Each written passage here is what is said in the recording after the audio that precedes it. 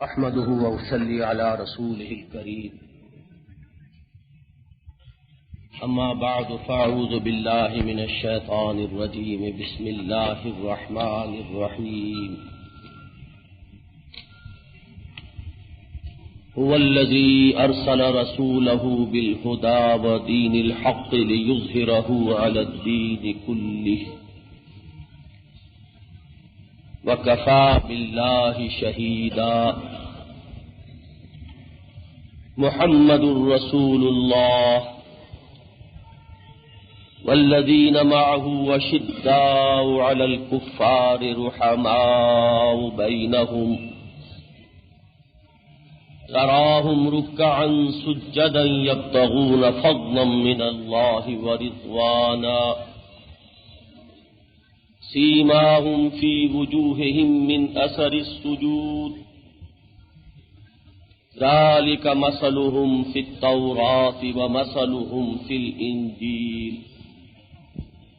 كزرع أخرج شطأه فآزره فاستغلظ فاستوى على سوقه يعجب الزراع ليغيظ بهم الكفار وعد الله الذين آمنوا وعملوا الصالحات منهم مغفرة وأجرا عظيما وقال تبارك وتعالى في آية استخلاف في سورة النور وعد الله الذين آمنوا منكم وعملوا الصالحات ليستخلفنهم في الأرض كما استخلف الذين من قبلهم وليمكنن لهم دينهم الذي ارتضى لهم وليبدلنهم من بعد خوفهم أمنا صدق الله العظيم رب اشرح لي صدري ويسر لي أمري واحلل عقدة من لساني يفقهوا قولي اللهم ألهمني رشدي واعصمني من شرور نفسي اللهم أرنا الحق حقا وارزقنا اتباعه وأرنا الباطل باطلا وارزقنا اجتنابه آمین یا رب العالمین۔ حضرات، جیسا کہ آپ میں سے بہت سے حضرات کو اخبار کے اعلان سے معلوم ہو چکا ہوگا، مجھے آج اصلاً ان واقعات کے بارے میں کہ جو سیدنا عثمان ابن عفان رضی اللہ تعالی عنہ کی شہادت کے بعد سے کربلا کے حادثہ فاجعہ تک رونما ہوئے اور جو ہماری تاریخ کا یقیناً ایک بڑا ہی تکلیف دہ اور دردناک دور ہے، اور جس کے بارے میں بڑی ہی مختلف بلکہ متضاد باتیں کہنے اور سننے میں اور لکھنے اور پڑھنے میں آتی ہیں، جن کی بنیاد پر کہ ہمارے ہاں باقاعدہ ایک ایسی فرقہ بندی ہو چکی ہے کہ جس کی جڑیں ہمارے جسد ملی میں بالکل اس طرح پھیل چکی ہیں کہ جیسے سرطان انسانی جسم کے اندر اپنی جڑیں پھیلا لیتا ہے۔ ان حالات و واقعات کے بارے میں کچھ عرض کرنا ہے، اور بالخصوص جو چیز پیش نظر ہے وہ یہ ہے کہ مشاجرات صحابہ یعنی حضرات صحابہ کرام رضوان اللہ تعالی علیہم مجمعین کے مابین جو اختلافات رونما ہوئے اور جنہوں نے حضرت علی رضی اللہ تعالی عنہ کی خلافت کے دوران بڑی شدت اختیار کر لی، یہاں تک کہ باہمی خانہ جنگی تک نوبت پہنچی، ان کے بارے میں اہل سنت کا جو معتدل نقطۂ نظر ہے وہ بھی آپ حضرات کے سامنے رکھنا ہے۔ یہ بھی آپ کو معلوم ہے کہ یہ ایک سلسلہ تقاریر کی ایک کڑی ہے، اور اس میں ایک ہفتے کا وقفہ واقع ہو چکا ہے۔ اس پہلو سے ذرا اپنے ذہن میں چند باتوں کو تازہ کر لیں۔ اس کے لیے میں نے سورہ فتح کی یہ آیات پڑھی ہیں جن میں سے ایک ایک لفظ گویا کہ ہماری اس ایک ایک تقریر کا عنوان۔ هو الذی ارسل رسولہ بالہدی ودین الحق لیظہرہ علی الدین کلہ وکفی باللہ شہیدا۔ نبی اکرم صلی اللہ علیہ وسلم کا مقصد بعثت اور آپ کے مقصد بعثت کی امتیازی شان، آپ دو چیزیں دے کر بھیجے گئے، ایک الہدا قرآن مجید اور ایک دین حق، نظام عدل اجتماعی جو اللہ تعالی کی اطاعت کاملہ کے اصول پر مبنی ہے۔ آپ کے فرائض منصبی بھی دو ہوئے، ایک اس قرآن کی تبلیغ کا حق ادا کر دینا اور دوسرے اس دین حق کو بالفعل قائم کر کے دکھا دینا تاکہ اس کا ایک نمونہ نوع انسانی کے سامنے صرف نظری اعتبار سے نہیں بلکہ عملی اعتبار سے بھی آ جائے۔ تبلیغ قرآن کا حکم قرآن مجید میں متعدد مرتبہ آیا ہے، مکی صورتوں میں بار بار آیا ہے، لہذا اس آیت میں اس کا اعادہ نہیں کیا گیا، لیکن یہ کہ اس دین کو غالب کرنا لیظہرہ علی الدین کلہ، اس کو یہاں نمایاں کر دیا ہے۔ اور ان دونوں چیزوں پر اللہ نے اپنی شہادت کو کافی قرار دیا، کفی باللہ شہیدا۔ آپ اگر اپنے اس فرض منصبی کو ادا کر دیں اور اللہ گواہ ہو جائے کہ آپ نے کر دیا تو وہ کافی ہے۔ اب اس کے حوالے سے تو حضور صلی اللہ علیہ وسلم کی وہ 23 سالہ جد و جہد کو اپنی نگاہوں میں لے آئیے، اور حجۃ الوداع کا خطبہ جو ہے جس میں حضور نے ایک طرف تو امت سے بھی گواہی لے لی کہ الا هل بلغت، اور امت نے گواہی دے دی انا نشہد انک قد بلغت وادیت ونصحت، اور دوسری طرف اللہ سے بھی عرض کیا کہ اللہ تو بھی گواہ ہے، اللہم اشہد اللہم اشہد اللہم اشہد۔ لیکن چونکہ آپ کی نبوت پوری نوع انسانی کے لیے تھی اور تا قیام قیامت تھی، لہذا اب رسالت محمدی کے مشن کی تکمیل کا جو فرض ہے آئندہ کے مراحل کے لیے وہ امت مسلمہ کے حوالے کر دیا گیا، اور خلافت جو قائم ہوئی یہ میں عرض کر چکا ہوں کہ وہ در حقیقت اسی مقصد کے لیے قائم ہوئی۔ وہ صرف مسلمانوں کا کوئی سیاسی نظام نہ تھا، کوئی ہیئت حاکمہ، اس کے مقاصد صرف وہ نہ تھے جو کسی دنیاوی حکومت کے، کسی قومی حکومت کے، کسی ویلفیئر اسٹیٹ کے ہوتے ہیں، بلکہ اس کا مقصد اولین رسالت محمدی کے مقاصد کی تکمیل پورے روئے ارضی تک، یعنی قرآن مجید کی تبلیغ کا حق ادا کر دینا کل نوع انسانی تک، اور اللہ کے دین کو غالب کر دینا پورے ارضی پر۔ جب تک کہ یہ دو کام نہیں ہوتے نبی اکرم صلی اللہ علیہ وسلم کا مشن جو ہے وہ عالمی سطح پر ہنوز شرمندہ تکمیل ہے۔ اس بات کا میں حوالہ دے چکا ہوں کہ یہ وہ بات ہے کہ جو امام الہند حضرت شاہ ولی اللہ دہلوی نے فرمائی۔ میں نے آج ان آیات کے ساتھ ہی سورہ نور کی آیت پڑھی ہے، اس کو آیت استخلاف کہتے ہیں۔ خلافت راشدہ کے لیے اور اس کی حقانیت اور اس کے مبنی برحق ہونے کے لیے یہ قرآن مجید کی نص قطعی، وعد اللہ الذین آمنوا وعملوا الصالحات منکم، اے مسلمانوں اللہ نے وعدہ کیا ہے تم سے، تم میں سے وہ لوگ کہ جو صاحب ایمان اور ایمان کے عملی تقاضوں کو پورا کرنے والے ہوں گے، لَيَسْتَخْلِفَنَّهُمْ فِي الْأَرْضِ، اللہ تعالیٰ انہیں زمین میں استخلاف عطا فرمائے گا، كَمَا اسْتَخْلَفَ الَّذِينَ مِن قَبْلِهِمْ، جیسا کہ پہلے بھی انبیاء کی امتوں کو دنیا میں تمکن عطا کرتا رہا ہے، غلبہ عطا فرماتا رہا ہے۔ سلیمان اور داؤد کی بادشاہت حضرت موسیٰ علیہ السلام کی امت کو نصیب ہوئی، تو اسی طریقے سے یہاں بھی وہ استخلاف ہو کر رہے گا۔ وَلَا يُمَكِّنَنَّ لَهُمْ دِينَهُمُ الَّذِي ارْتَضَىٰ لَهُمْ، اور اللہ تعالیٰ کا یہ پختہ وعدہ ہے، حتمی وعدہ ہے، مؤکد وعدہ ہے، وہ دین جو اللہ نے پسند فرما لیا ہے، ان الدین عند اللہ الاسلام، اس کو اب وہ دنیا میں تمکن عطا فرمائے گا۔ وَلَيُبَدِّلَنَّهُم مِّن بَعْدِ خَوْفِهِمْ أَمْنًا، اور یہ جو حالت خوف طاری رہی ہے کہ مسلمانوں پر وہ پورا جو جد و جہد کا دور تھا نبی اکرم صلی اللہ علیہ وسلم کی حیات طیبہ کا، میں عرض کر چکا ہوں کہ ایک مسلسل ہنگامی صورتحال جاری رہی، وہ وقت آئے گا کہ خوف کی بجائے امن انہیں نصیب ہو جائے گا۔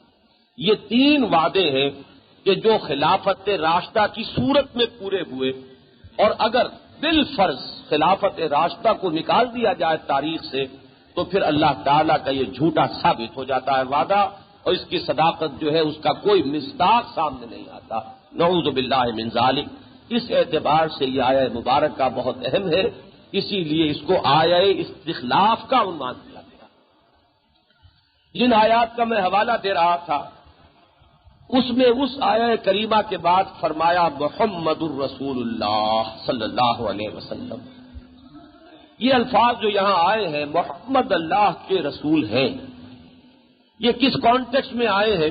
اگر آگے کے جو الفاظ ہیں ان کو سمجھے تو اس سے مراد یہ ہے کہ نبی اکرم صلی اللہ علیہ وسلم کے بارے میں تو بس یہ کہہ دینا کہ وہ اللہ کے رسول ہیں یہ کفایت کرتا ہے، گویا کہ وہ بہمہ صفت موصوف ہے، ان میں تمام کمالات موجود ہیں، وہ معراج انسانیت پر فائز ہیں، اتنی بہت سی باتیں کہنے کی کوئی حاجت نہیں۔ محمد الرسول اللہ، یہ ایک جملہ گویا کہ محمد الرسول اللہ صلی اللہ علیہ وسلم کی مدح اور آپ کی ثنا میں کفایت کرتا ہے۔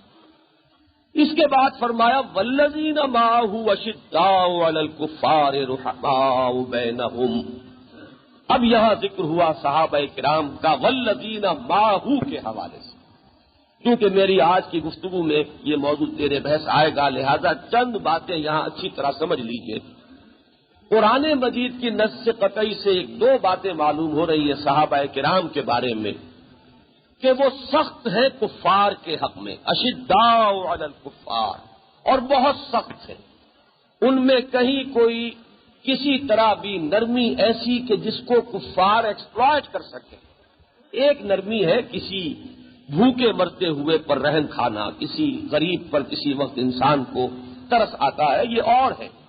ایک نرمی وہ ہوتی ہے کہ جس سے کہیں راستہ مل جائے دشمنوں کو، نرم چارہ جن کو کہا جاتا ہے، کہیں انگلی دھسانے کی جگہ مل جائے، نہیں۔ اشداء علی الکفار رحماء بینہم، اور وہ آپس میں انتہائی رحم دل ہیں، انتہائی شفیق ایک دوسرے پر، انتہائی محبت کرنے والے۔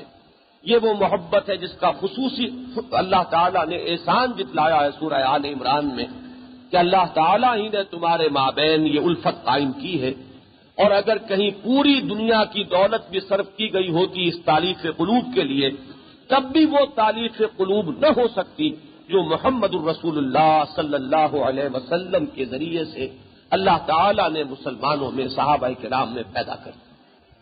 اب اگر ہمارے سامنے تاریخ کوئی ایسا رخ لے کر آئے کہ جس میں صحابہ کرام کی شخصیت اس نص قرآنی کے خلاف ہو رہی ہو، ان میں باہمی عداوت، ان میں ایک دوسرے سے سوء ظن، ایک دوسرے سے بغض یا ایک دوسرے سے حسد کی کیفیت ہو، تو معلوم ہوگا کہ یہ کیفیت در حقیقت ان نصوص قرآنیہ کے خلاف، یہ تاریخ کی کوئی رنگ آمیزی ہے، یہ ہوائی کسی دشمن نے اڑائی ہوگی، یہ کوئی اعداء ہے دین کے اور اللہ کے اور رسول کے اور صحابہ کرام کے جنہوں نے یہ پورا نقشہ جو ہے کھینچا ہے، اس لیے کہ ہمارے لیے اصل معیار قرآن حکیم ہے، اور اس کے بعد ثانوی درجے میں معیار نبی اکرم صلی اللہ علیہ وسلم کے ثابت شدہ فرمودات اور فرامین ہیں، یعنی صحیح احادیث ہیں کہ جن کو جرح و تعدیل کے چھاج میں پھٹکا جا چکا ہو، جن کو پوری طرح چھانا جا چکا ہو،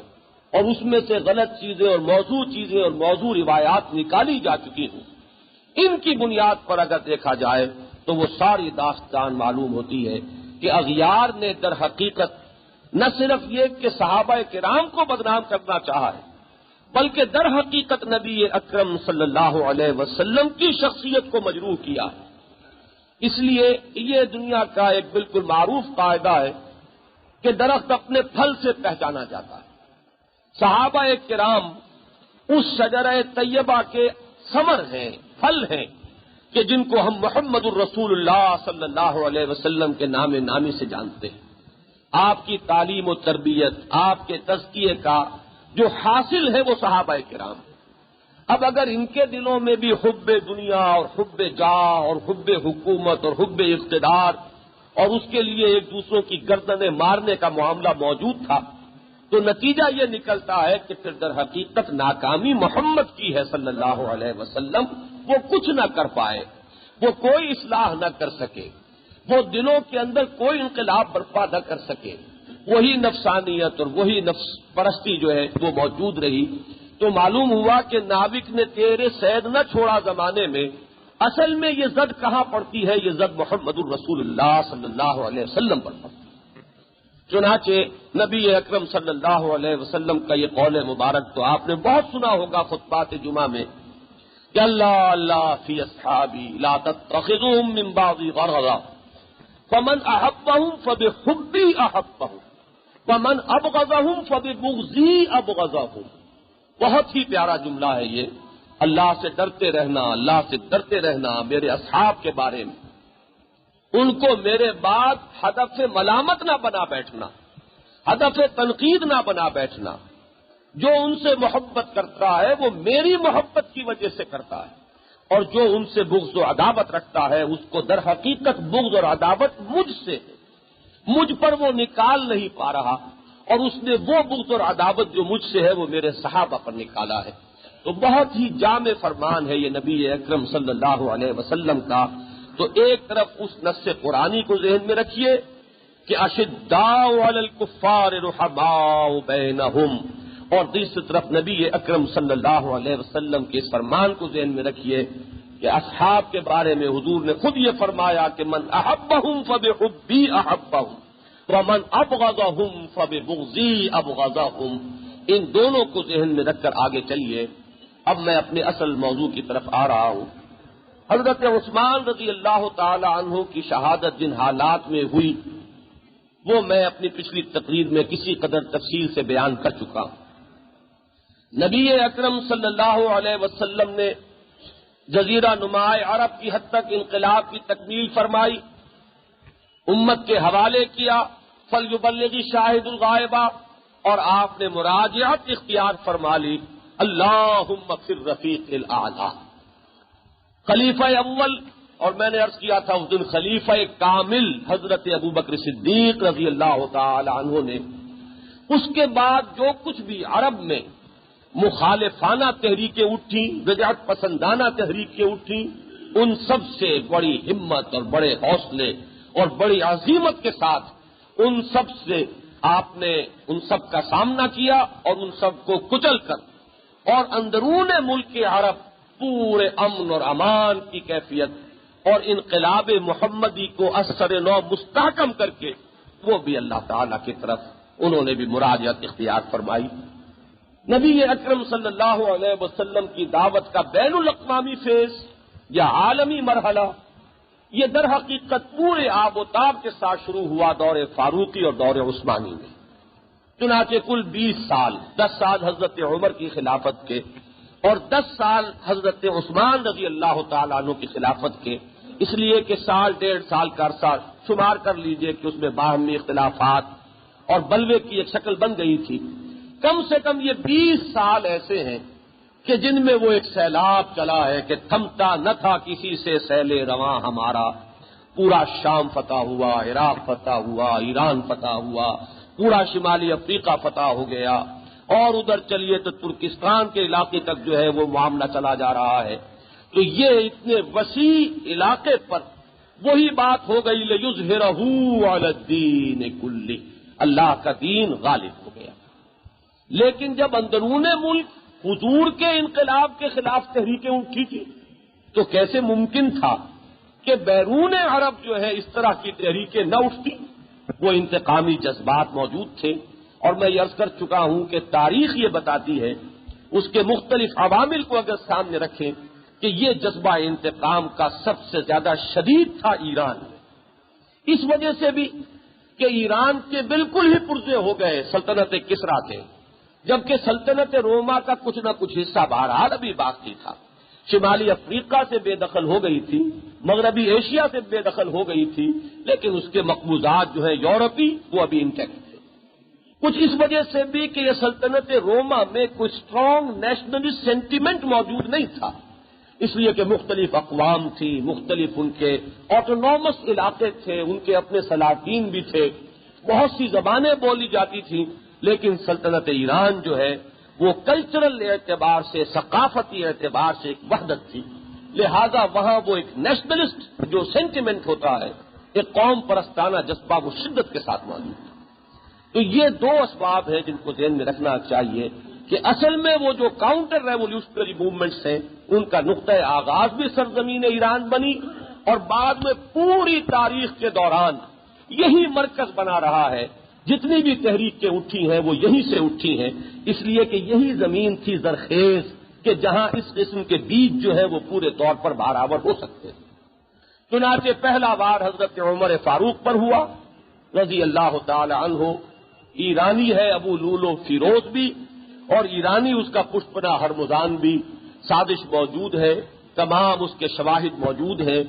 یہ سمجھا گیا تھا کہ شاید حضرت عمر رضی اللہ تعالیٰ عنہ یہ بھاری پتھر ہیں، ان کے ہنستے ہی ہمارا راستہ جو ہے صاف ہو جائے گا. لیکن معلوم ہوا کہ ان کی شہادت کے بعد بھی اس صورتحال میں کوئی تبدیلی نہیں آئی. وہ قافلہ چلتا رہا اور وہ سیلاب آگے رواں دواں رہا. اس کے بعد میں عرض کر چکا ہوں کہ یہود کا سازشی ذہن جو ہے وہ بروئے کار آیا. اس سازشی ذہن نے عبداللہ ابن سبا اس نے جو فتنہ برپا کیا وہ در حقیقت صرف ایک سیاسی انتقام نہیں، سب سے پہلے تو مذہبی سطح پر، دینی سطح پر جس طریقے سے پال نے حضرت مسیح علیہ السلام کے دین کا حلیہ بگاڑا اور اس کی اصل روح جو ہے توحید اس کو ختم کر کے تثلیث، انسان پرستی، الوہیت مسیح کا عقیدہ جو ہے وہ رگ رگ میں جاری ساری کر دیا. اسی طرح یہاں الوہیت حضرت علی رضی اللہ تعالیٰ عنہ کا عقیدہ رائج کیا گیا. یہ خیال بھی عام کیا گیا کہ حضور کا انتقال نہیں ہوا ہے، حضور تو صرف پوشیدہ ہو گئے ہیں، ظاہر ہوں گے. یہ بھی بات بٹھا دی گئی کہ ہر نبی کا ایک وصی ہوتا ہے اور وہ وصی ہی اس کا جائز وارث ہوتا ہے اور وہ معصوم ہوتا ہے، اور حضور کے وصی جو ہے وہ تو حضرت علی ہے رضی اللہ تعالی عنہ، اور وہ ہے اصل وارث خلافت کے، وہ ہے جائز حقدار خلافت کے. یہ سب کچھ جو نظام اب تک چل رہا ہے یہ غاصبانہ نظام ہے. یہ تو لوگوں نے حقدار کا حق تلف کر کے ظالمانہ اور غاصبانہ ایک نظام قائم کیا ہے، اور پھر اس سارے فلسفے کو عام کرنے کے لیے، پھیلانے کے لیے، ایک انریسٹ اور بے چینی کریٹ کرنے کے لیے یہاں وہاں کی برائیاں، وہاں یہاں کی برائیاں. عراق میں ہے تو مصر کے گورنر کی برائیاں ہو رہی ہیں، اور شام میں ہے تو کہیں کسی اور جگہ کے گورنر کی برائیاں ہو رہی ہیں. میں یہ عرض کر چکا ہوں انسانی ذہن کی یہ ایک کمزوری ہے، وہ بھلی بات مشکل سے قبول کرتا ہے، بری بات کو فوراً قبول کرتا ہے. آپ کے بات اگر کوئی شخص اچھی بات کہے گا تو اس کو ماننے والے کم ملیں گے، اور اگر آپ کے بارے میں کوئی بری بات مشہور کر دی جائے تو وہ جنگل کے آگ کی طرح پھیلتی چلی جائے گی. یہ فطرت انسانی ہے، کمزوری ہے. اس کی شہادت میں پیش کر چکا ہوں کہ خود حضور کے اپنے دور میں ام المومنین حضرت عائشہ صدیقہ پر تہمت لگ رہی ہے. یعنی یہ نہ سمجھیے کہ یہ فطرت انسانی جو ہے بالکل ہی ختم ہو گئی تھی. انسانی کمزوریاں بہرحال اس دور میں بھی موجود رہی. کہاں معاملہ ہے ام المومنین حضرت عائشہ صدیقہ رضی اللہ تعالی عنہا کا، اور دوسری طرف یہ کہ تہمت بھی ایسی ویسی نہیں، بدکاری کی تہمت لگ رہی ہے، اور وہ تہمت جو ہے پھیل گئی ہے. اور مسلمانوں میں قرآن مجید گواہ ہے اس پر کہ کچھ سچے مسلمان بھی، مومنین صادقین بھی اس رو میں بہہ گئے. یہاں تک کہ حضرت حسان ابن ثابت رضی اللہ تعالی جیسے انسان کہ جو نبی اکرم صلی اللہ علیہ وسلم کے حضور کی طرف سے جو حضور کی حجب کی جاتی تھی تو اس کا جواب دیتے تھے، اور نبی اکرم صلی اللہ علیہ وسلم داد دیا کرتے تھے، شاباش دیا کرتے تھے. قل وروح القدس معک، کہو حسان، اور جبرائیل کی تائید تمہارے ساتھ ہے. ایسے اشخاص بھی اس کے اندر ملبس ہو گئے، بہت سے مومنین صادقین. تو یہ کمزوری ذہن میں رکھیے کہ یہ کمزوری ہے فطرت انسانی کی. قرآن مجید میں فطرت انسانی کی بعض کمزوریوں کی نشاندہی کی گئی. خلق الانسان من عجل، انسان جلد بازی سے پیدا کیا گیا، اس کے اندر ہے جلد بازی۔ خلق الانسان ضعیفا، انسان کمزور پیدا کیا گیا، اس کی فطرت کے اندر بعض پہلو ایسے ہیں کہ جو کمزوری کا ایک پہلو لیے ہوئے ہیں، اور یہی وجہ ہے کہ شیطان کو ڈرانے کا موقع ملتا ہے، وہ وسوسہ اندازی کرتا ہے۔ اگر یہ نہ ہوتا تو یہ سارے فتنے دنیا میں جو پھیلتے ہیں، اور کفر ہے اور شرک ہے اور بدعات ہیں اور نہ معلوم کیا کچھ ہے، آخر اس کے لیے کہاں سے راستہ بنتا؟ تو وہ کچھ کمزوریاں ہیں کہ جو اس دور میں بھی پورے طور پر ظہور میں آئیں، اور وہ ایک فتنے کی آگ جو ہے بھڑک اٹھی۔ حضرت عثمان رضی اللہ تعالیٰ عنہ نے، جیسا کہ میں عرض کر چکا ہوں، ایک حتمی فیصلہ کیا، ایک فرم ڈیسیژن کہ میں اپنی جان کی مدافعت میں کسی کلمہ گو کا خون نہیں بہاؤں گا۔ یہ وہ فیصلہ ہے کہ جس پر اللہ کا وہ بندہ، وہ مرد خدا اس طرح کاربند رہا ہے کہ اس کے باوجود کہ حضرت ذوالقرنین جن کا ذکر قرآن مجید اس قدر اہتمام کے ساتھ کرتا ہے سورہ کہف میں کہ ان کی سرحدوں کے لیے مطلع الشمس اور مغرب الشمس کے الفاظ آئے ہیں، ان کی حدود سلطنت جو ہے حضرت عثمان رضی اللہ تعالیٰ عنہ کی حدود جو ہے وہ ان سے کم 3 گنا علاقہ ہے، جس پر کہ ان کی حکومت ہے اور ان کے نائبین ہیں، ان کے گورنرز ہیں، اور ان کی طرف سے بار بار یہ آ رہا ہے کہ آپ ہمیں اجازت دیجیے کہ ہم آئیں، اپنی فوجیں لے کر آئیں اور ان بلوائیوں کا ہم استحصال کر دیں۔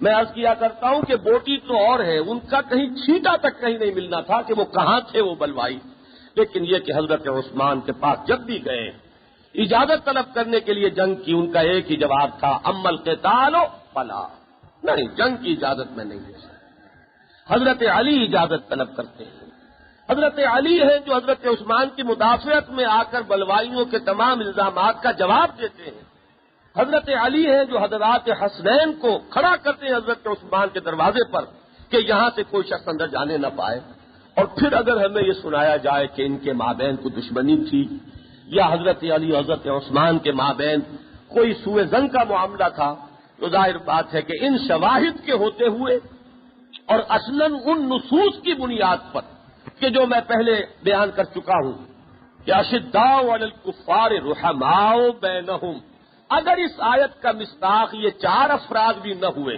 ابو بکر، عمر، عثمان اور علی رضی اللہ تعالی عنہم، تو پھر اس آیت کا مصداق ہے کہاں؟ پھر اس کے لیے کہاں سے لائیں گے آپ اس کی صداقت کے لیے کوئی بنیاد؟ تو معلوم ہوا کہ اس بنیاد پر اس کے خلاف اگر کوئی چیز آپ کو ملتی ہے تو اس کی کھلی نفی کر دینی چاہیے۔ ان کے مابین قطعاً کوئی عداوت نہ تھی، معاملہ یہ تھا کہ حضرت عثمان ایک فیصلہ کر چکے تھے۔ یہ بھی آپ سمجھ لیجئے کہ یہ فیصلہ بھی کوئی جذباتی فیصلہ نہیں تھا، ممکن ہے بعض حضرات اس پر اعتراض کریں، یہ فیصلہ در حقیقت اس نظام کا ایک مستقل قانون ہے جو محمد عربی صلی اللہ علیہ وسلم نے قائم کیا تھا۔ وہ نظام یہ ہے کہ کلمہ گو جو ہے اس کے ہاتھ میں کلمے کی ڈھال ہے، جب تک کہ وہ جرم کا ارتکاب نہیں کرتا اسے آپ کوئی سزا نہیں دے سکتے۔ ارتکاب کر لے تو سزا دیجیے، ارتکاب ابھی ہوا نہیں تو اندیشہ جرم کی بنیاد پر کوئی اقدام نہیں ہو سکتا۔ اس کو بھی ذہن میں لائیے، میں چاہتا ہوں کہ ان تمام بنیادی باتوں کے لیے جو شواہد ہیں سیرت النبی میں، وہاں ان کی جڑیں جو ہے آپ محکم اچھی طریقے پر اپنے ذہن میں جما لیں۔ ایک جنگ میں ایسا واقعہ ہوا، حضرت اسامہ حضور کو بہت پیارے تھے، بہت لاڈلے۔ حضرت اسامہ وہ ہے جن کو حضور نے اپنے مرض الموت میں اس لشکر کا سردار مقرر کیا تھا کہ جو روم کی طرف بھیجنے کے لیے آپ نے تیار کیا۔ حضرت زید کے صاحبزادے ہیں، اور حضرت زید ان سے بھی بڑی محبت تھی حضور کو، حضرت اسامہ سے بالکل اولاد کی طرح محبت کرتے تھے، اکثر اپنی سواری پر اپنے ساتھ بٹھایا کرتے تھے، یا حضرت حسن کو بٹھایا ہوا یا حضرت اسامہ کو بٹھایا ہوا، اس درجے محبت۔ ان حضرت اسامہ سے غلطی ہو گئی، ایک جنگ کے موقع پر ایک کافر جو ہے وہ ان کی رد میں آیا اور اس نے کلمہ پڑھ دیا۔ جب اس نے دیکھا کہ بچاؤ کی اب کوئی صورت نہیں ہے، انہوں نے یہی محسوس کیا اور یہی ہر شخص محسوس کرے گا کہ اس وقت کا یہ کلمہ جھوٹ موٹ کا کلمہ ہے، یہ صرف جان بچانے کے لیے کلمہ پڑھ رہا ہے، لہذا انہوں نے اسے قتل کر دیا۔ لیکن ساتھ ہی ان کے دل میں بھی ایک دغدغہ سا رہا کہ یہ میں کیا کر بیٹھا، کلمہ موجود تھا، خود انہوں نے جا کر اطلاع دی ہے نبی اکرم صلی اللہ علیہ وسلم کو کہ مجھ سے یہ ہو گیا ہے۔ تو حضور نے بڑی سخت سرزنش فرمائی کہ تم نے اسے کیوں قتل کیا جبکہ اس نے کلمہ پڑھ دیا تھا۔ تو انہوں نے عرض کیا کہ حضور اس نے صرف جان بچانے کے لیے کلمہ پڑھا تھا، اور نوٹ کیجئے گا اس کو کہ حضور نے اس کی تکذیب نہیں کی، تردید نہیں کی، لیکن یہ فرمایا کہ اے اسامہ کیا کرو گے قیامت کے دن جبکہ وہ کلمہ تمہارے خلاف استغاثہ لے کر آئے گا؟ میرے ہوتے ہوئے تلوار چل گئی۔ یہ ہے قانون محمد الرسول اللہ صلی اللہ علیہ وسلم، اس کو ذہن میں رکھیے۔ یہی قانون ہے جس کی وجہ سے حضرت عمر فاروق رضی اللہ تعالی عنہ، اس کے باوجود کہ صاف آپ نے فرما دیا تھا کہ یہ شخص مجھے قتل کی دھمکی دے گیا ہے، جبکہ حضرت عمر نے ابو لولو سے یہ کہا تھا کہ تم مجھے ایک چکی بنا دو، سنا ہے تم چکیاں اچھی بناتے ہو، اور اس نے کہا آپ کے لیے تو میں وہ چکی بناؤں گا جو رہتی دنیا تک یادگار رہے گی۔ حضرت عمر نے فرمایا اس شخص نے مجھے قتل کی دھمکی دی، لیکن جب تک قتل ہو نہ جائے سزا کس بات کی؟ یہ وہ ہے قانون محمد الرسول اللہ صلی اللہ علیہ وسلم کا، حریت انسانی۔ اندیشہ جرم کی بنیاد پر کوئی اقدام آپ نہیں کر سکتے جب تک کہ جرم کا ارتکاب نہیں ہو جاتا۔ یہی ہے معاملہ، اس کو لاکھ سے ذرا ضرب دے لیجئے کہ یہ معاملہ اب حضرت عثمان کے سامنے ہے۔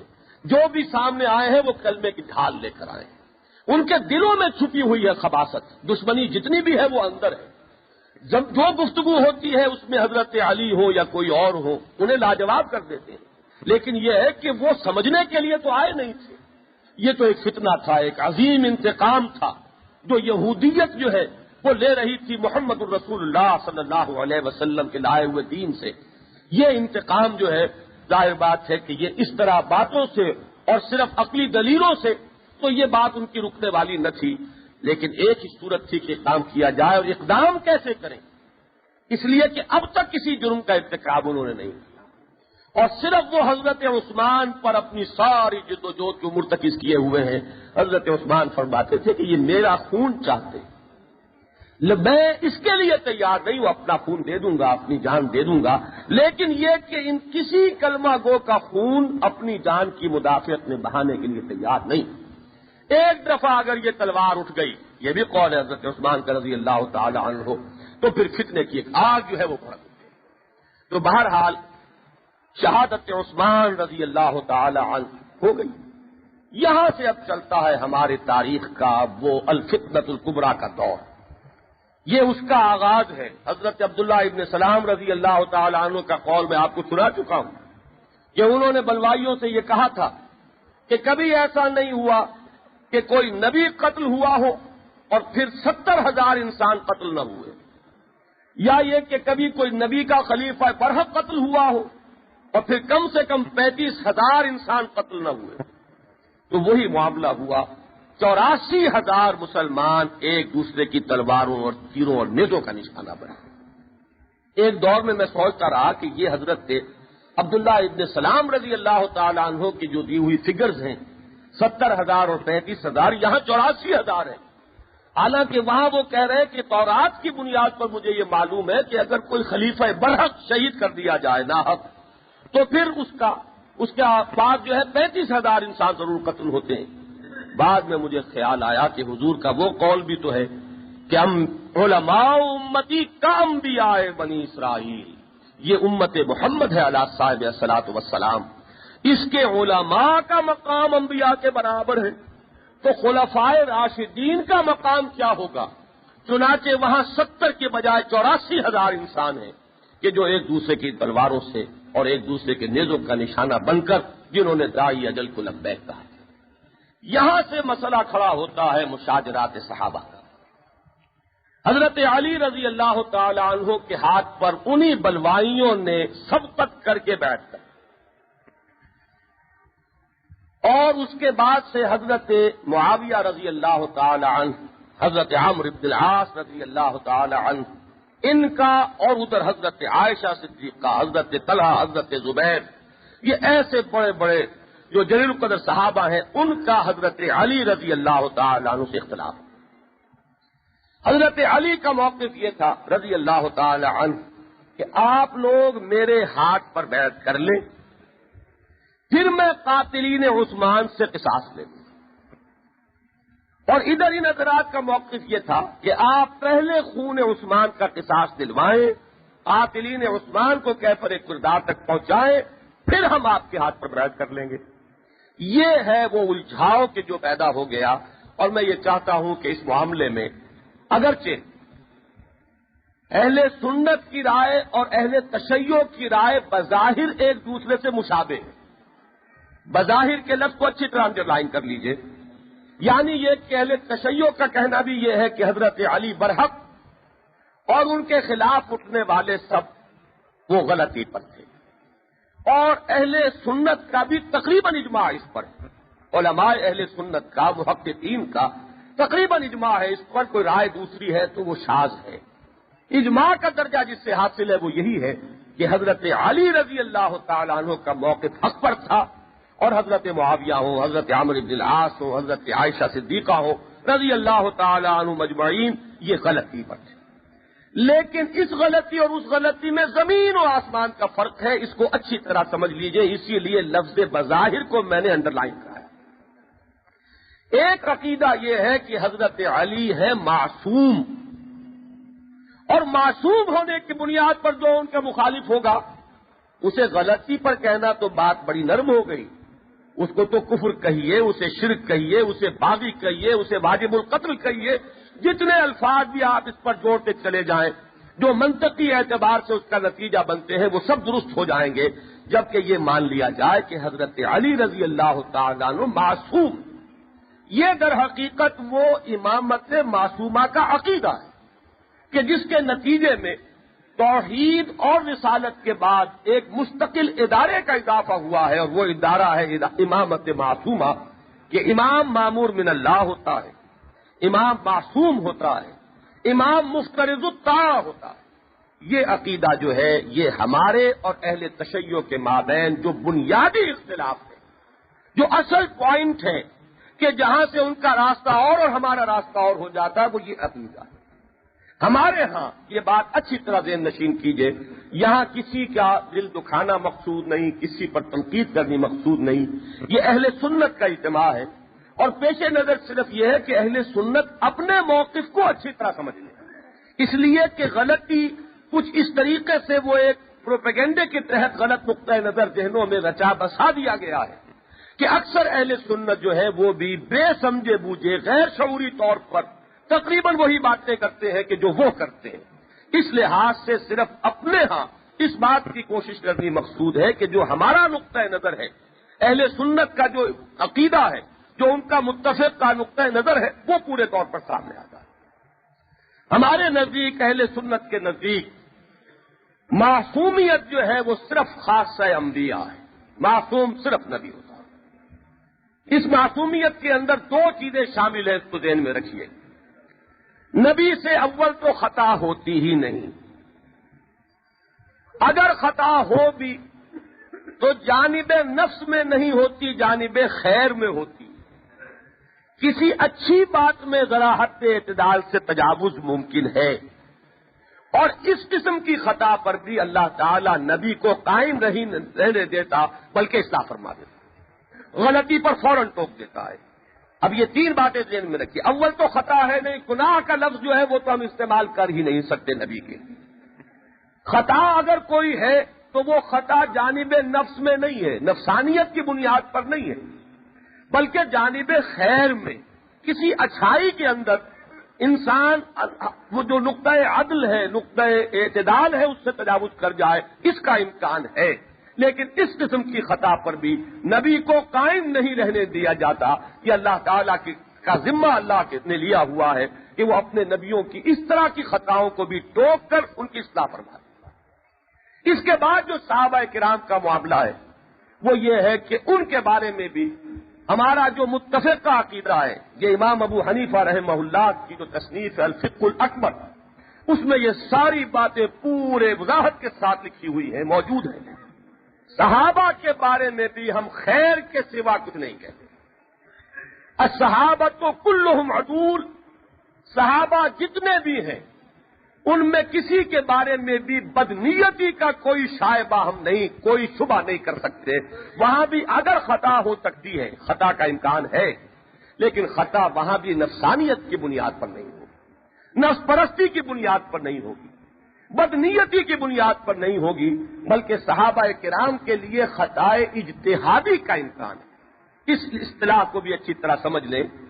ایک مجتہد ہے، مجتہد کا لفظ بنا ہے جہد سے، کوشش سے. کوئی نئی سچویشن پیدا ہو گئی ہے اور آپ کو اس میں رائے قائم کرنی ہے کہ میں کیا کروں.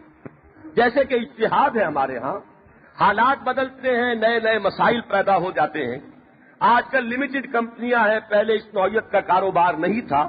اب سوچنا پڑے گا کہ لمیٹڈ کمپنی میں جو سرمایہ لگا ہوا ہے اس کی زکوٰۃ کیسے ادا ہو، اور اگر لمیٹڈ کمپنی زکوٰۃ ادا کر دے تو آیا جو شیئر ہولڈرز ہیں انہیں علیحدہ سے بھی زکوٰۃ دینی پڑے گی یا نہیں دینی پڑے گی. اب یہ مسئلہ پیدا ہو گیا اس دور میں اور اس کے لیے اجتہاد کی ضرورت ہے. اسی طریقے سے یہ تو ہوئے فقہی معاملات. اسی طرح دنیا کے بدلتے ہوئے حالات ہیں، ان میں ایک نئی صورت پیدا ہو گئی ہے. اب ایک شخص پوری کوشش کرتا ہے اپنی امکانی حد تک کہ اس صورتحال میں جو صحیح رائے ہے اس تک میں پہنچ جاؤں، صحیح موقف میں اختیار کروں، کہیں کوئی غلطی نہ ہو جائے. پورے خلوص سے، پورے اخلاص سے، پوری دیانت سے اپنی امکانی حد استطاعت تک وہ غور و فکر کرتا ہے اور ایک رائے تک پہنچ جاتا ہے. یہ ہے اجتہاد، یہ ہے کوشش کر کے نیک نیتی سے یہ سمجھنا کہ صحیح موقف کیا ہے. یہ مجتہد جو ہے یہ مختی بھی ہو سکتا ہے، مصیب بھی ہو سکتا ہے. مصیب صاد سے یعنی اصابت رائے جس سے بنا ہے، یعنی صحیح رائے تک بھی پہنچ سکتا ہے. اور مختی خے اور کوئے کے ساتھ خطا سے یعنی غلطی کا بھی احتمال ہے. اور ہمارے ہاں یہ بات جان لیجئے کہ مجتہد مصیب جو ہے، جس نے اپنی پوری محنت کی اور صحیح رائے تک پہنچ گیا، اسے دوہرا اجر ملے گا. اور مجتہد مختی کو بھی اکیرا اجر ملے گا، وہ بھی پکڑا نہیں جائے گا، اس پر کوئی بوجھ نہیں ہے، اس پر کوئی الزام نہیں ہے، بلکہ اسے بھی اجر ملے گا، اس لیے کہ اس نے اپنی پوری محنت کی ہے، پوری کوشش کر کے جو بات وہ دیانتاً اور امانتاً صحیح سمجھتا تھا اس کو اختیار کیا ہے. لہذا اس کو کہیں گناہ نہیں کہیں گے، اس میں کوئی الزام نہیں آئے گا، اس پر خدا کے ہاں بھی کوئی پکڑ نہیں ہے، بلکہ ایسے شخص کو بھی اکیرا اجر ملے گا. تو ہمارا جو موقف ہے صحابہ کرام کے بارے میں اب اسے سمجھ لیجئے. ان سے خطا ہو سکتی ہے، وہ معصوم نہیں ہے. یہاں تک کہ حضرت علی تو بہرحال چوتھے نمبر پر ہے ہمارے نقطۂ نظر سے. یہ بات بھی میں یہاں بیان کرتا چلوں کہ الفقہ الاکبر ہی میں اس کو بھی معین کر دیا گیا ہے کہ صحابہ کرام رضوان اللہ تعالی علیہ مجمعین میں جو سب سے زیادہ افضل 4 افراد ہیں وہ 4 خلفائے راشدین ہیں. اور ان میں جو فضیلت ہے وہ ترتیب خلافت ہے کہ افضل البشر بعد الانبیاء بالتحقیق ابو بکر صدیق، ان کے بعد رتبہ ہے حضرت عمر فاروق کا، ان کے بعد رتبہ ہے حضرت عثمان غنی کا، اور ان کے بعد رتبہ ہے حضرت علی مرتضیٰ کا رضی اللہ تعالی عنہم اجمعین. ان کے بعد آتے ہیں 10 عشرہ مبشرہ، ان کے بعد آتے ہیں باقی وہ لوگ کہ جو میدان بدر میں موجود تھے، بدری صحابہ. ان کے بعد پھر آ جاتا ہے درجہ جو وہ اصحاب الشجرہ ہیں جنہوں نے حضور کے ہاتھ پر بیعت کی تھی صلح حدیبیہ سے قبل. اس کے بعد رتبہ آتا ہے ان لوگوں کا جو فتح مکہ سے قبل ایمان لے آئے. اس کے بعد ایک رتبہ ہے عام صحابہ کا، اور یہ جان لیجئے کہ عام صحابہ بھی سب سے افضل ہے امت میں. غیر صحابی بڑے سے بڑا ولی، بڑے سے بڑا ولی، بڑے سے بڑا خدا رسیدہ انسان بھی کمتر ہے ادنا سے ادنا صحابی سے. اس کے لیے ایک بات، ایک مثال جو ہے اپنے ذہن نشین کر لیجئے کہ حضرت حسن بصری رحمت اللہ علیہ سے سوال کیا گیا. خلفائے بنی امیہ میں سے آپ کو معلوم ہے کہ حضرت عمر ابن عبد العزیز رحمہ اللہ ان کا بڑا رتبہ ہے، ان کو عمر ثانی بھی کہا جاتا ہے. ان کے بارے میں یہ بھی ہے کہ یہ مجدد اول ہیں امت مسلمہ کے علی صاحب الصلاۃ والسلام. حضرت حسن بصری نے سے ایک شخص نے پوچھا کہ عمر بن عبد العزیز افضل ہے یا حضرت معاویہ افضل ہے رضی اللہ تعالی عنہ. اس پر جو جواب ہے حضرت حسن بصری کا، اور حضرت حسن بصری کون ہے یہ بھی ذہن میں رکھ لیجئے، ہم لوگ ان باتوں سے بھی واقف نہیں. ہمارے جتنے سلاسل ہیں، یہ جو تصوف کے سلسلے ہیں، ان میں سے 4 سب سے زیادہ جو مشہور ہیں ان میں سے ایک چلتا ہے حضرت ابو بکر سے رضی اللہ تعالی عنہ، اور 3 کے بارے میں یہ ہے کہ وہ حضرت علی رضی اللہ تعالی عنہ سے چلتے ہیں. لیکن حضرت علی کے بعد تینوں سلسلوں میں جو پہلا شخص ہے وہ حضرت حسن بصری ہے رحمہ اللہ. یہ ہے ان کا مرتبہ. تابعین میں بہت چوٹی کے درجے کے تابعین، صحابہ کے بعد تابعین کا درجہ ہے. وہ یہ فرماتے ہیں کہ تم عمر بن عبدالعزیز کی بات کرتے ہو اور حضرت معاویہ کی بات کرتے ہو، میرے نزدیک تو وہ غبار، وہ گرد جو معاویہ کے گھوڑے کی ناک میں گھسا ہے جبکہ وہ نبی اکرم صلی اللہ علیہ وسلم کے ساتھ ہو کر جنگ میں شریک تھے، وہ غبار بھی عمر بن عبدالعزیز سے بہت افضل ہے اور برتر ہے. یہ رتبہ ہے ہمارے ہاں. ویلیوز جو ہے ان کو اسی طریقے سے اپنے اس ذہن کے فریم میں جما لینا چاہیے. بہرحال ان باتوں کو ذہن میں رکھیے. تو اب یہ بات سمجھ لیجئے کہ اگر اہل سنت یہ مانتے ہیں کہ حضرت معاویہ سے خطا ہوئی یا حضرت عائشہ صدیقہ سے خطا ہوئی یا کسی اور صحابی سے خطا ہوئی، تو ان کا جو موقف ہے وہ یہ نہیں ہے کہ حضرت علی تو معصوم ہے اور معصوم سے اختلاف کرنے والا گردن زدنی ہے، اس کے بارے میں تو کچھ سوچنے کا سوال ہی نہیں. یہاں یہ بات نہیں ہے، بلکہ بات یہ ہے کہ حالات و واقعات پر، جس کو آپ کہتے ہیں فیس ویلیو پر غور کر کے لوگ اس نتیجے پر پہنچے ہیں کہ اس میں جو برحق موقف ہے وہ حضرت علی کا رضی اللہ تعالی عنہ. اب میں یہاں یہ بتانا چاہتا ہوں کہ حالات کا ذرا تجزیہ کیجئے کہ در حقیقت وہ پھیر کیا تھا جو دشمنوں نے ڈالا تھا. میں نے پچھلی اپنی تقریر میں پورے طور پر واضح کر دیا تھا کہ نہ حضرت علی کا کوئی قصور، نہ حضرت معاویہ کا کوئی قصور، نہ حضرت عثمان کا کوئی قصور رضی اللہ تعالی عنہم. در حقیقت دشمنوں کا ڈالا ہوا پھیر جو ہے وہ کچھ اس طرح کا تھا، عقدہ ایسا لا ینحل بن گیا تھا کہ دونوں طرف سو کر دیکھیے تو معلوم ہوتا ہے کہ بات مبنی نظر آتی ہے، اور دونوں جگہ خلوص اور اخلاص پر تمام و کمال ہونے کے باوجود وہ عقدہ کسی طور سے حل نہیں ہو رہا. یہ در حقیقت عیاری ہے ان کی جنہوں نے وہ عقدہ پیدا کیا. ان کو شاباش دیجیے واقعتاً کہ جن کی اس معاملے میں مہارت تامہ جو ہے اس کا انہوں نے ثبوت دیا ہے کہ ایسا پھیر ڈالا ہے کہ اب اس کا حل ممکن نہیں. اب میں چاہتا ہوں کہ ان واقعات کو اب سامنے رکھیے جس کی بنا پر ادھر یا ادھر دونوں رائے رکھنا ممکن ہے. حضرت علی رضی اللہ تعالیٰ عنہ کی بیعت ہوئی ہے اس وقت جبکہ مدینے میں فتنہ و فساد کا بازار پورے عروج پر گرم تھا. وہی قاتلین عثمان، ان کی ہوشیاری دیکھیے. اب تک تو ان کے پاس ایک ڈھال تھی، وہ ڈھال تھی کلمے کی ڈھال، اشہد ان لا الہ الا اللہ واشہد ان محمدا عبدہ ورسولہ. لیکن حضرت عثمان کو شہید کرنے کے بعد وہ ڈھال گئی.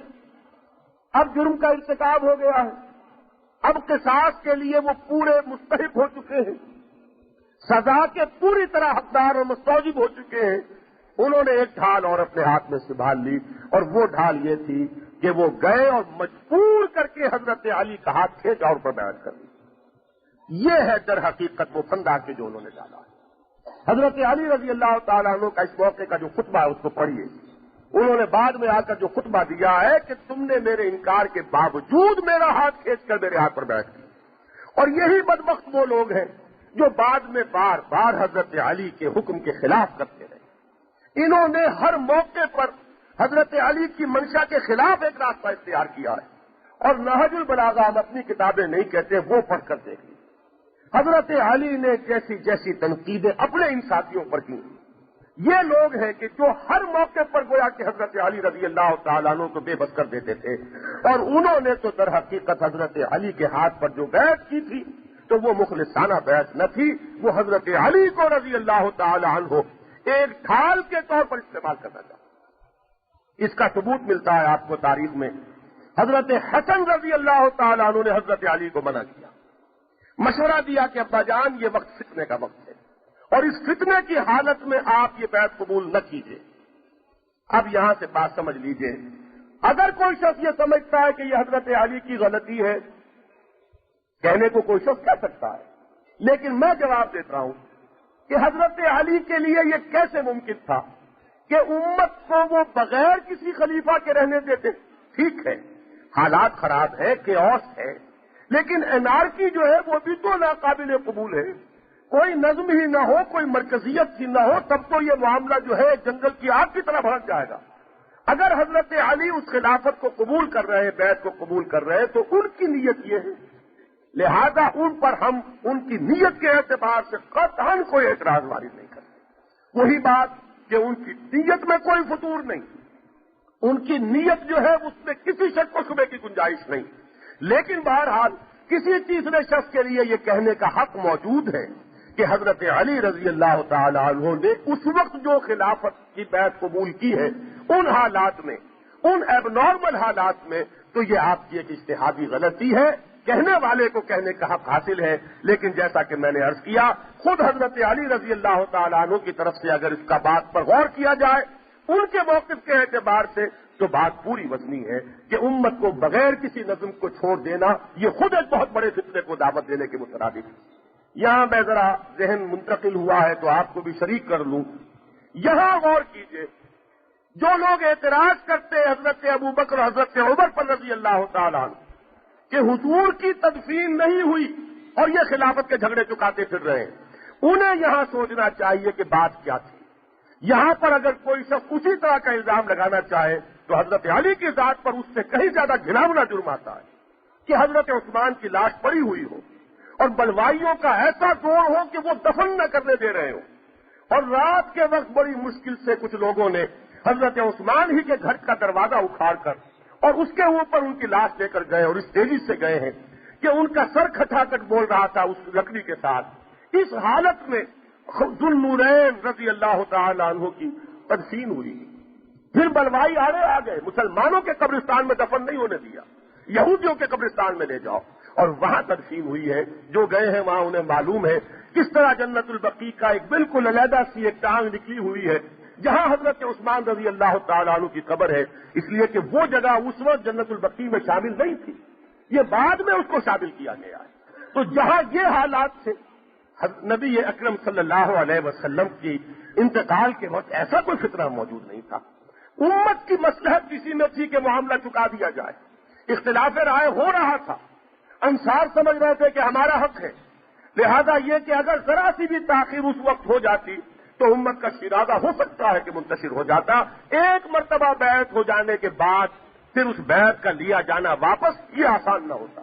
یہ تھی وہ امت کی مصلحت جو اس وقت حضرات عمر اور حضرت ابو بکر رضی اللہ تعالی عنہما انہوں نے دین کی مصلحت اور امت کی مصلحت اس میں سمجھی کہ اس وقت جو ہے تدفین کا معاملہ تو ہو جائے گا، لیکن یہ فتنہ جو ہے اگر اس کا دروازہ کھل گیا تو یہ بند نہیں ہونے پائے گا۔ لیکن ہم تو اسی بات سے تولتے ہیں، وہی بات ہے حضرت علی کو بھی تولیں گے اور حضرت علی کے بارے میں بھی یہی رائے دیں گے کہ ٹھیک ہے، اگرچہ فتنہ تھا اور قاتلین عثمان جو ہے وہ پورے طور پر مدینے پہ چھائے ہوئے تھے، کہنے والا کوئی کہنا چاہے تو کہے کہ حضرت علی کو بیعت قبول نہیں کرنی چاہیے تھی، لیکن وہی مصلحت امت ہے کہ بہرحال امت کو خالی نہیں چھوڑا جا سکتا۔ یہ مرکزیت کا سمبل ہے، خلافت کا نشان، اس کو اگر خالی چھوڑ دیا گیا تو نہ معلوم اور کتنے فتنے پیدا ہو جائیں۔ اس معاملے میں اگر حضرت علی رضی اللہ تعالی عنہ نے ان کی بیعت قبول کر لی تو میرے نزدیک سرے سے ان کی نیت پر کسی شک و شبے کی کوئی گنجائش نہیں۔ لیکن اب ذرا اسی طرح منصفانہ طور پر سوچئے حضرت امیر معاویہ رضی اللہ تعالی عنہ کے نقطۂ نظر کو دیکھیے، ایک ہوتا ہے آئیڈیلزم کیا ہونا چاہیے اور ایک ہوتا ہے ریئلزم کیا ہے فی الواقع۔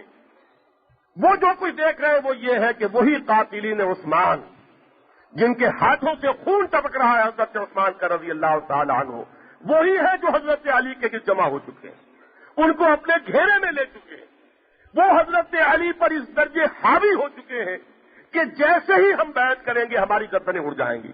واقع کے یہ بالکل خلاف نہیں، اس لیے کہ شہادت دیتے حالات وہی محمد ابن ابو بکر کہ جو حضرت عثمان پر قتل کے لیے آگے بڑھا تھا اور جس کو حضرت عثمان رضی اللہ تعالیٰ عنہ نے ہاتھ دلائی کہ اگر تیرے والد آج زندہ ہوتے یعنی حضرت ابو بکر صدیق رضی اللہ تعالیٰ عنہ تو تجھے اس حال میں دیکھ کر خوش نہ ہوتے۔ اس نے داڑھی پر ہاتھ ڈالا تھا حضرت عثمان کے، لیکن اس یہ آر دلانے پر وہ پیچھے ہٹ گیا۔ وہی ہے جو مصر کا گورنر بنایا جا رہا ہے۔ مالک اشتر جو ہے جو قاتلین عثمان میں ایک نمایاں ایک فرد ہے، وہی ہے کہ جو اس کے بعد پھر اب محمد بن ابی بکر کے بعد مصر کا گورنر وہ بن رہا ہے۔ یہ لوگ اس طریقے سے چھا گئے تھے. اور یہ بات واقعہ یہ ہے کہ بڑی غور طلب بات ہے. میں نے حوالہ اپنی کسی کتاب کا نہیں دیا، نہج البلاغہ کا دے رہا ہوں. پڑھیے کہ کیسے کیسے حضرت علی رضی اللہ تعالیٰ عنہ نے اپنے ساتھیوں سے جو شکوے کیے اور انہیں جس درجے لعنت ملامت کی کہ وہ لوگ جو ہے کسی طرح بھی نہ تو یہ کہ ان کا راستہ چھوڑتے ہیں اور ان کے گرد گھیرا ڈالے ہوئے ہیں لیکن ان کا کہنا بھی نہیں مانتے. اس طریقے سے حاوی ہو چکے تھے حضرت علی رضی اللہ تعالیٰ عنہ پر کہ اگر حضرت معاویہ یا حضرت عمرو بن العاص وغیرہ ہما رضی اللہ تعالیٰ عنہما اگر انہوں نے یہ سوچا کہ یہ بات اگر ہم نے بیعت کر لی تو ظاہر بات ہے کہ یہی لوگ ہیں جو کرتا دھرتا ہوں گے اور ہمارا بھی وہی حشر ہوگا جو عثمان کا ہو چکا. عثمان کے خون سے انہوں نے ہاتھ رنگین کر لیے تو ظاہر بات ہے کہ کسی اور کے خون کی ان کے نزدیک کیا قدر و قیمت ہوگی. یہ ہے وہ ٹائی، یہ ہے وہ عقدہ جو وہاں پڑ چکا ہے. ان کو بھی کسی درجے میں کسی بدنیتی کا الزام اگر کوئی شخص دیتا ہے تو میں پھر عرض کروں گا کہ کم سے کم ہلکی سے ہلکی بات یہ کہی جائے گی کہ اسے اہل سنت سے علیحدہ اپنا کوئی مقام اور موقف تجویز کر لینا چاہیے. الصحابۃ کلھم عدول، کسی بدنیتی کا کوئی شائبہ کسی کے بارے میں نہیں کیا جا سکتا. معاملہ یہ ہے کہ وہ اپنی جگہ سچے ہیں حضرت علی رضی اللہ تعالیٰ عنہ اور یہ حضرات اپنی جگہ سچے ہیں. دشمنوں نے پھر ایسا ڈال دیا ہے، صورتحال ایسی پیچیدہ ہو گئی ہے کہ کوئی اس کا حل ممکن نہیں. ان کا یہ ذہن میں رکھیے حضرت معاویہ مدعی خلافت ہو کر سامنے نہیں آئے، نعوذ باللہ من ذالک. انہوں نے یہ نہیں کہا کہ حضرت علی خلیفہ برحق نہیں ہے یا ان میں کوئی ایسی بات ہے کہ جو خلافت کے منافی ہے. کوئی ایسی بات ریکارڈ پر موجود نہیں. مطالبہ صرف ایک تھا، آپ ان قاتلین عثمان سے نپٹ لیجئے، ان کو سزا دیجئے تو اس کے بعد ہم بیعت کرتے ہیں. لیکن حضرت علی رضی اللہ تعالیٰ عنہ کے لیے باوجود یہ ممکن نہ ہوا. اور یہ ذہن میں رکھیے اگر خالص منطق کو یہاں پر سامنے لائیں گے تو بہرحال حضرت علی کے لیے یہ بات دلیل نہیں بنتی کہ پہلے تم بیعت کرو تو میں ان سے قصاص لوں گا، اس لیے کہ جرم تو جرم ہے. کوئی اور فرض کیجئے اگر جرم کر بھی رہا ہے تو اس کے جرم کی وجہ سے ان کے جرم کا جو معاملہ جو ہے وہ تو ختم نہیں ہو جائے گا. یہ تو مجرم ہے تو ان مجرمین سے قصاص نہ لینا. اور لیکن یہاں بھی الزام کوئی نہیں آتا تو میں بار بار وہ بات کہہ رہا ہوں اس لیے کہ ہم سمجھتے ہیں کہ حضرت علی رضی اللہ تعالیٰ عنہ بالکل مجبور ہے. ان کے چاروں طرف ہے ہی وہ، ان سے نپٹے کیسے؟ وہ اپنے دل میں یہ سوچتے ہوں گے کہ یہ قوت جو اس وقت مخالف کیمپ پہ کھڑی ہو گئی ہے اگر یہ مجھے سپورٹ دے تب تو میرے اندر طاقت ہو کہ میں ان سے نپٹوں، اور اگر وہی مجھے سپورٹ نہیں دے رہے تو میں کیسے ان کے اوپر ہاتھ ڈالوں کہ یہی تو ہے چاروں طرف چھائے ہوئے. یہ ہے در حقیقت، اس کو اچھی طرح اپریشیٹ کیجئے کہ اس کے سوا معاملہ کوئی بدنیت تھی کسی درجے میں. اب ہمارے ہاں کتابیں لکھی گئی ہیں اور بڑے تحقیق کے یوں سمجھیے کہ تحقیق کی داد دی گئی ہے، بڑی بڑی باتیں لا کر جمع کر دی گئی ہیں، تاریخی حوالات دیے گئے ہیں اور سند سمجھی گئی ہے کہ بس تاریخ سے جب ہم نے کہہ دیا وہ طبری ہو، ابن اسیر ہو، ابن کثیر ہو تو گویا کہ ہم نے آخری جو بات تھی وہ کہہ دی ہے اور اب اس کے لیے کسی اور مزید دلیل کی ضرورت نہیں. حالانکہ در حقیقت ان تاریخوں میں دونوں طرح کا مواد موجود ہے. ان تاریخوں پر اگر آپ بھروسہ کریں گے تو نعوذ باللہ من ذالک نقل کفر نباشت، حضرت علی خلافت کے حریف شمار ہوں گے، اول روز سے حریف سمجھے جائیں گے. وہ پکچر نکلے گی جو پھر یہ نکالتے ہیں کہ حضرت علی یہ تو تقیہ کیے بیٹھے تھے، ورنہ اول روز سے وہ یہ سمجھتے تھے کہ خلافت میرا حق ہے اور جس نے بھی چھینی ہے در حقیقت اس نے غصب کیا اور وہ ظالم ہے. پھر یہ تصویر سامنے آئے گی. پھر حضرت علی رضی اللہ تعالیٰ عنہ کے بارے میں یہ تصویر سامنے آتی ہے کہ انہوں نے سازش کر کے حضرت عثمان کو شہید کروایا. وہ سارے شواہد جو ہیں اس لیے کہ ذہن میں رکھیے تاریخ والے جو ہیں انہوں نے تو ہر طرف کی روایات لا کر جمع کر دی. انہوں نے یہ دعویٰ نہیں کیا کہ ہم جو روایات اپنی کتابوں میں دے رہے ہیں ہم نے ان کی چھان پھٹک کر لی، ہم نے ان کی جرح و تعدیل کا فریضہ سر انجام دے دیا. ان کا دعویٰ ہی نہیں ہے، بلکہ جب دو جماعتیں ہو گئیں، دو گروہ بن گئے اور ظاہر بات ہے کہ جب اختلاف اس قدر شدید ہو گیا کہ خانہ جنگی ہوئی تو جذبات کی شدت جو ہے اس کا تو آپ اندازہ کر لیجئے. اور بعد میں جب جو لوگ ان کے حامی ہیں وہ ان کی برائیوں کو بھی حضور نے فرمایا صلی اللہ علیہ وسلم حب کا شے یومی کا ویسم، تمہارا کسی سے محبت کرنا تمہیں اندھا بہرا بنا دیتا ہے. اس کا برعکس بھی درست ہے، تمہارا کسی سے نفرت کرنا بھی تمہیں اندھا بہرا بنا دیتا ہے. دوست کی برائی بھی خوبی نظر آتی ہے اور دشمن کی خوبی بھی برائی نظر آتی ہے. جب دو گروہ بن گئے، ایک گروہ نے اس طرح کی روایات کا انبار لگا دیا، ایک گروہ نے اس طرح کی روایات کا انبار لگا دیا. ایک گروہ جو ہے وہ یہ ثابت کر رہا حضرت عثمان کنبہ پرور تھے، حضرت عثمان نے نعوذ باللہ من ذالک نقل کفر نباشت، جو بیت المال ہے اس کے اندر کچھ احتیاط نہیں برتی. اب کہنے کو تو یہ ایک لفظ ہے احتیاط نہیں برتی، لیکن نتیجہ کیا نکلتا ہے؟ خیانت کی. اور مال غنیمت کے 5-5 لاکھ جو ہے وہ اپنے رشتہ داروں کو بخش دیے. ایک طرف حضرت عثمان کی یہ تصویر سامنے آتی، اپنے رشتہ داروں کو گورنریاں دے دی، اور دوسری طرف اسی تاریخ سے حضرت علی کی وہ تصویر بنتی ہے، انتہائی حریص تھے حکومت کے، اور انہوں نے جیسے تیسے حضرت ابوبکر عمر کا دور تو گزارا، حضرت عثمان کا دور آتے ہی پوری ریشہ دوانی انہوں نے شروع کر دی، اپنے استحقاق کو برملا بیان کیا. اور اس ساری سازش کے اصل میں سرغنہ حضرت علی ہے. یہاں تک کہ قول جو ہے تاریخ سناتا ہے کہ حضرت نائلہ جو ہے حضرت عثمان کی اہلیہ محترمہ رضی اللہ تعالی عنہا، انہوں نے کہلوایا ہے حضرت عثمان کی شہادت کے بعد کہ علی سے جا کر کہو کہ اب بھی کلیجہ ٹھنڈا ہو گیا یا نہیں. یہ جملے تاریخوں میں لکھے ہوئے ہیں. یا تو اب ان کو درست مانیے، اور میں نے یہ بات اس روز بھی عرض کی تھی، سبائیوں کی تلوار ایسی دو دھاری ہے، نقصان اس میں ان کا تو کہیں ہے ہی نہیں. اگر حضرت عثمان سے سوء ظن پیدا ہوا تب بھی نقصان اسلام کا، اور مجروح شخصیت محمد الرسول اللہ صلی اللہ علیہ وسلم کی. اور اگر کوئی بدبخت حضرت علی سے بدظن ہو گیا تو اس میں بھی اس سبائی کا کوئی نقصان نہیں، یہود کا کوئی نقصان نہیں. نقصان کس کا ہے؟ نقصان اسلام کا ہے. مجروح ہو رہی ہے شخصیتیں صحابہ کرام کی، اور داغدار ہو رہا ہے کارنامہ محمد الرسول اللہ صلی اللہ علیہ وسلم کا، جس کو ایک کولوکیل لینگویج میں کہتے ہیں کہ چت بھی اپنی اور پٹ بھی اپنی. یہ تلوار ادھر چلے تب بھی ہمارے لیے مفید اور ادھر چلے تب بھی ہمارے لیے مفید. یہ ہے وہ فتنہ کہ جو پیدا کیا گیا ہے، اور اس کی عیاری اور اس کی چالاکی کا آپ اس سے اندازہ کیجیے. ایک نقطہ نظر تو تاریخ کا ہمارے ہاں اس طرح پھیلایا گیا، اس میں پروپیگنڈے کی ایسی مؤثر ٹیکنیکس استعمال کی گئی. مجھ برا نہ مانیے، واقعہ یہ ہے کہ جو کچھ ہمارے ہاں ہوتا ہے ہر سال وہ رام لیلا سے مختلف نہیں ہے. اسی طرح کا، بلکہ میں پرسوں تقریر کر رہا تھا تو ذہن میں میرے ایک دم بات سامنے آئی کہ یہ آڈیو ویژول ایڈز، یہ جو آج سائنس پہنچی ہے، یہودی ذہن وہاں تک پہنچا ہوا ہے. اس آڈیو ویژول ایڈز کے ذریعے سے ذہنوں میں وہ باتیں بٹھائی گئی. یہ گھوڑا ہے حضرت حسین کا، یہ مقبرہ ہے فلاں کا، دیکھو اس کو محسوس کرو. خوبرے پے کرے محسوس تھی انسان کی نظر، مانتا پھر کوئی اندیکھے خدا کو کیوں کر. وہ حربہ ہے کہ جو اختیار کیا گیا ہے، اور وہ قصے، وہ طولانی باتیں، وہ مکالمے کہ جو کہیں اس وقت کا بھی اگر کوئی واقعہ ہو تو اس کا ریکارڈ اتنا تفصیل سے کہیں دنیا میں موجود نہیں ہو سکتا. معلوم ہوتا ہے کہ ایک ڈیٹیل جو ہے وہاں پر، اور تفصیلی مکالمات لکھے ہوئے ہیں. یہ سب کچھ در حقیقت ہے کیا کہ تاریخ کا ایک خاص غلط نقطہ نظر دلوں میں بیٹھ گیا.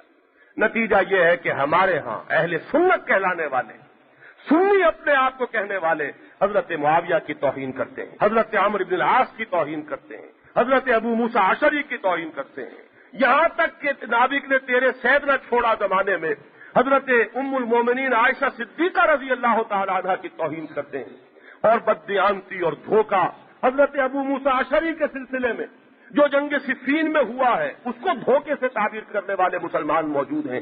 یہ تمام جو ہے، یہ سارے جو الٹیریئر موٹیوز ہیں اور ساری بدنیتی کے الزام جو ہے صحابہ کرام کو، وہ صحابہ حضرت امیر معاویہ رضی اللہ تعالیٰ عنہ کے بارے میں یہ حدیث ترمذی میں موجود ہے، اور امام ترمذی نے اس کو حدیث حسن قرار دیا ہے کہ حضور نے فرمایا اللہم اجعلہ ہادیا مہدیا، اے اللہ اس کو ہادی اور مہدی بنا، ہدایت یافتہ بھی ہو، لوگوں کو ہدایت بھی دے.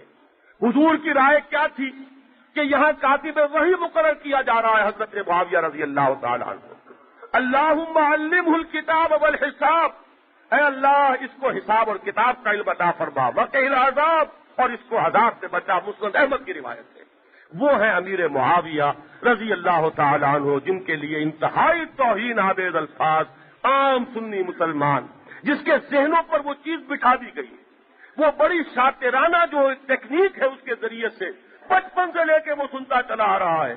بعض ناموں کے ساتھ پلید کا لفظ ایسا لگ گیا ہے کہ اب وہ نام جو ہے وہ بچہ سنتا آیا ہے کہ اس نام کا بغیر پلید کے لفظ کے اس کی زبان سے نکلنا ممکن نہیں رہا ہے. تو تاریخ کا یہ رخ بہت عام تھا. اس دور میں کچھ لوگوں نے ایک خدمت سر انجام دی ہے، ذہن میں رکھیے. انہوں نے تاریخ کی کتابوں ہی سے تصویر کا دوسرا رخ نکال کر سامنے رکھ دیا. اگرچہ ہم ان کے موقف کو درست نہیں سمجھتے، ہم یہ سمجھتے ہیں محمود احمد عباسی ہو یا کوئی اور ہو، ہمارے نزدیک وہ بھی بالکل نقطۂ اعتدال سے ہٹ گئے، وہ دوسری انتہا کو چلے گئے. لیکن یہ بہرحال فائدہ ہوا ہے کہ تاریخ کو اگر آپ سمجھتے ہیں کہ مقدس ہے یہ چیز، اس کی کوئی سینکٹی ہے، اگر صرف یہ کہہ دینا کافی ہے کہ تبری میں یہ لکھا اور ابن اسیر میں یہ لکھا اور ابن کثیر میں یہ لکھا، تاریخی روایات کو اگر کوئی سند کا درجہ حاصل ہے تو پھر تاریخی روایات ادھر بھی موجود ہیں جن کی روح سے تصویر وہ بنتی ہے. اور یہ ہے وہ در حقیقت ضرورت اس دور کی کہ کوشش یہ کی جائے کہ وہ معتدل نقطۂ نظر سامنے رہے، وہ کہ جو اہل سنت کا معتدل نقطۂ نظر ہے. ان کا موقف یہ ہے کہ حضرت علی برحق تھے رضی اللہ تعالی عنہ، اور ان حضرات سے خطا ہوئی، لیکن یہ خطا اجتہادی تھی، اس میں کسی درجے میں کسی بھی بدنیتی کو کوئی دخل نہیں تھا. یہ خالص نیک نیتی کے ساتھ قائم کردہ ایک رائے تھی. اور جیسا کہ میں نے عرض کیا، اگر کوئی شخص کہنا چاہے تو وہ فیس ویلیو پر حالات و واقعات کو پیش نظر رکھتے ہوئے یہ کہہ سکتا ہے کہ حضرت علی سے بھی غلطی ہوئی رضی اللہ تعالی عنہ، اس لیے کہ وہ بھی کوئی معصوم نہیں ہے. معصومیت کا جو نظریہ ہے وہ ان کا ہے، ہمارا نہیں ہے. ہمارے ہاں اگر کوئی کہتا ہے کہ فلاں جو ہے حق پر ہے اور فلاں جو ہے وہ باطل پر ہے، یہ اگر وہ برحق کا معاملہ ہے تو وہ حالات و واقعات کی بنیاد پر ہے، اس بنیاد پر نہیں ہے کہ کوئی ایک معصوم ہے اور دوسرا جو ہے وہ معصوم کے خلاف ہونے کی وجہ سے گردن زخمی ہو گیا ہے. تو اس بات کا اگرچہ مجھے دکھ ہے کہ وہ بالکل ایک انتہائی نقطۂ نظر ہمارے یہاں اس وقت پیدا ہو گیا، لیکن اس کا ایک فائدہ یہ ہوا ہے کہ ایک معتدل نقطۂ نظر کے لیے اب زیادہ گنجائش ہے. یہ بات اگر سامنے آ جائے کہ صرف تاریخی روایات جو ہیں اس کی بنیاد پر نہیں اعتماد کر لینا چاہیے. اور اس دور میں ایک صاحب نے بڑی خدمت کی ہے، کراچی میں ایک مسعود صاحب ہیں جنہوں نے صرف صحائف ستہ کی بنیاد پر ایک تاریخ مرتب کی. کسی تاریخ کا کوئی حوالہ نہیں، کسی تاریخ کی کتاب سے کوئی روایت نہیں لی گئی. ساری روایات صحاح سے احادیث سے لے کر خلفائے راشدین کے بارے میں، بلکہ ان کے بعد بھی 12 خلفاء، یہ بھی ذہن میں رکھیے. 2 حدیثیں ہمارے ہاں خلافت راشدہ کے بارے میں عام ہیں، بلکہ میں نے غلط کہا، ایک بہت عام ہے اور ایک کو بالکل ہم بھلائے ہوئے ہیں. اور اس کی بھی وجہ وہی ہے، وہ ایک خاص نقطۂ نظر کا غلبہ. ایک حدیث کی روح سے حضور نے فرمایا کہ خلافت 30 برس تک ہے، اس کے بعد بادشاہت کا دور شروع ہو جائے گا. ایک دوسری حدیث ہے، یہ بھی صحاح کی ہے، صحیح مسلم میں موجود ہے کہ 12 خلفاء ہوں گے اور یہ سب کے سب قریش میں سے ہوں گے. اب یہ دونوں حدیثیں موجود ہیں، تو اگر وہ پہلی چونکہ اس میں حضرت علی رضی اللہ تعالیٰ عنہ کا دور بھی آ جاتا ہے، لہذا اس کا تو خوب چرچا کیا گیا تاکہ وہ بعد کا دور جو ہے اس کو بالکل ڈیناؤنس کر دیا جائے اس حدیث کی روح سے. لیکن اگر حدیث ہی ہے تو حدیث دوسری بھی موجود ہے. وہ 12 خلفاء جو ہیں وہ جاتے حضرت عمر بن عبدالعزیز رحمہ اللہ تک، گویا کہ حضور نے 12 خلفاء کی بشارت دی ہے اور یہ فرمایا کل کے کل قریش میں سے ہوں گے. اور ذہن میں رکھیے لفظ قریش ہے، لفظ بنو ہاشم نہیں ہے یا کوئی اور قبیلہ نہیں ہے، وہ قریش کے جس کے یہ تمام اجزاء بنتے ہیں. اس اعتبار سے اگر دیکھا جائے تو پھر یہ تعداد جو ہے یہ جاتی ہے، حضرت یہ دور جو ہے خلافت کا یہ حضرت عمر بن عبدالعزیز رحمہ اللہ تک چلا جاتا ہے. تو ہمارے ہاں جیسا کہ میں نے عرض کیا، یہ بات جو ذہنوں میں بیٹھ گئی ہے، میں اس کا ازالہ کر چکا ہوں کہ جہاں تک تو خلافت راشدہ کا اصل مقصد تھا، اس کے اعتبار سے تو خلافت راشدہ امام الہند حضرت شاہ ولی اللہ دہلوی رحمۃ اللہ علیہ کے بقول شہادت عثمان پر ختم ہو گئی. اس لیے کہ حضرت علی اپنی ذات میں خلیفہ راشد ہے، اس میں کوئی شک نہیں، لیکن ان کی خلافت جو ہے، ان کا دور جو ہے، اس میں سوائے باہمی خانہ جنگی کے کچھ ہے ہی نہیں. آخری وقت تک تمام جو علاقے ہیں، تمام دارالاسلام وہ ایک مرکز کے تحت نہیں آیا، اور بالآخر وہ وقت آیا ہے کہ حضرت علی کو صلح کرنی پڑی حضرت معاویہ کے ساتھ رضی اللہ تعالیٰ عنہ، اپنے لوگوں سے بالکل مایوس ہو جانے کے بعد. تو وہ وحدت امت جو ہے وہ قائم نہ رہی، اور یہ کہ جو مشن تھا نبی اکرم صلی اللہ علیہ وسلم کا، اس میں 1 انچ کا اضافہ نہ ہوا. وہ کہ اللہ کا جھنڈا اور بلاد عرضی کے اوپر کسی اور پر بھی جا کر کہا گیا ہوتا نہیں، اور آپس کی خانہ جنگی جس کے 84,000 مسلمانوں کی تعداد میں نے بار بار عرض کی ہے، ایک دوسرے کی تلواروں اور نیزوں کا نشانہ بن گئے۔ اس پہلو سے یہ عہد خلافت جو ہے یہ خلافت راشدہ میں شامل نہیں، اور یہ بات بڑی ہی اونچی بات ہے، اور ظاہر بات ہے کہ یہ بات کوئی نہیں کہہ سکتا تھا، یہ امام الہند حضرت شاہ ولی اللہ دہلوی کہہ سکتے تھے رحمہ اللہ، یہ ان کا مقام اور مرتبہ ہے کہ خلافت خلفاء یہ سلسلہ تو چلے گا، البتہ خلافت راشدہ جس کا کہ اصل مقصد ہے مشن کی تکمیل، محمد الرسول اللہ صلی اللہ علیہ وسلم لیظہرہ علی الدین کلہ، وہ عام دنیاوی حکومت نہ تھی بلکہ در حقیقت اس نبوی مشن کی عالمی سطح پر تکمیل کے لیے ایک نظام تھا جو قائم ہوا، تو وہ مرحلہ جو ہے وہ در حقیقت خلافت عثمان پر ختم ہوا رضی اللہ تعالی عنہ۔ حضرت امیر معاویہ کے دور میں ایک واقعہ اور ہے جس کو میں چاہتا ہوں آپ اچھی طرح سمجھ لیں،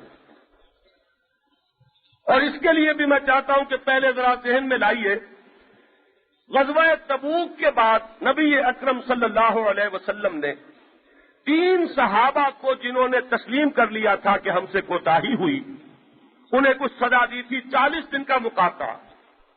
حضرت کعب ابن مالک رضی اللہ تعالیٰ عنہ نے وہ واقعات بڑی تفصیل سے لکھے ہیں اور بیان کیے ہیں جو احادیث میں موجود ہیں۔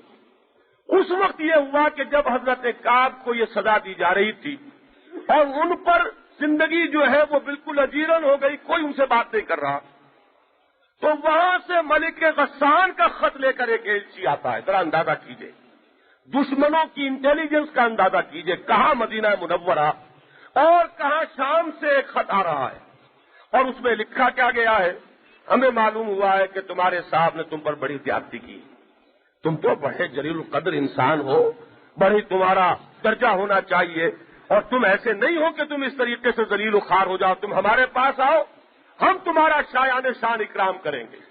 اندازہ کیجئے آج کی یہ CIA یہ اپنی جگہ ہے، اور جو اس کے وسائل ہیں اور ذرائع ہیں ان کا تصور کیجئے، اور آج سے 1400 برس کا مدینہ منورہ سے وہاں تک جو سفر ہے وہ بھی کم سے کم 2 ہفتے کا ہے، اس سے کم کا سوال پیدا نہیں ہوتا۔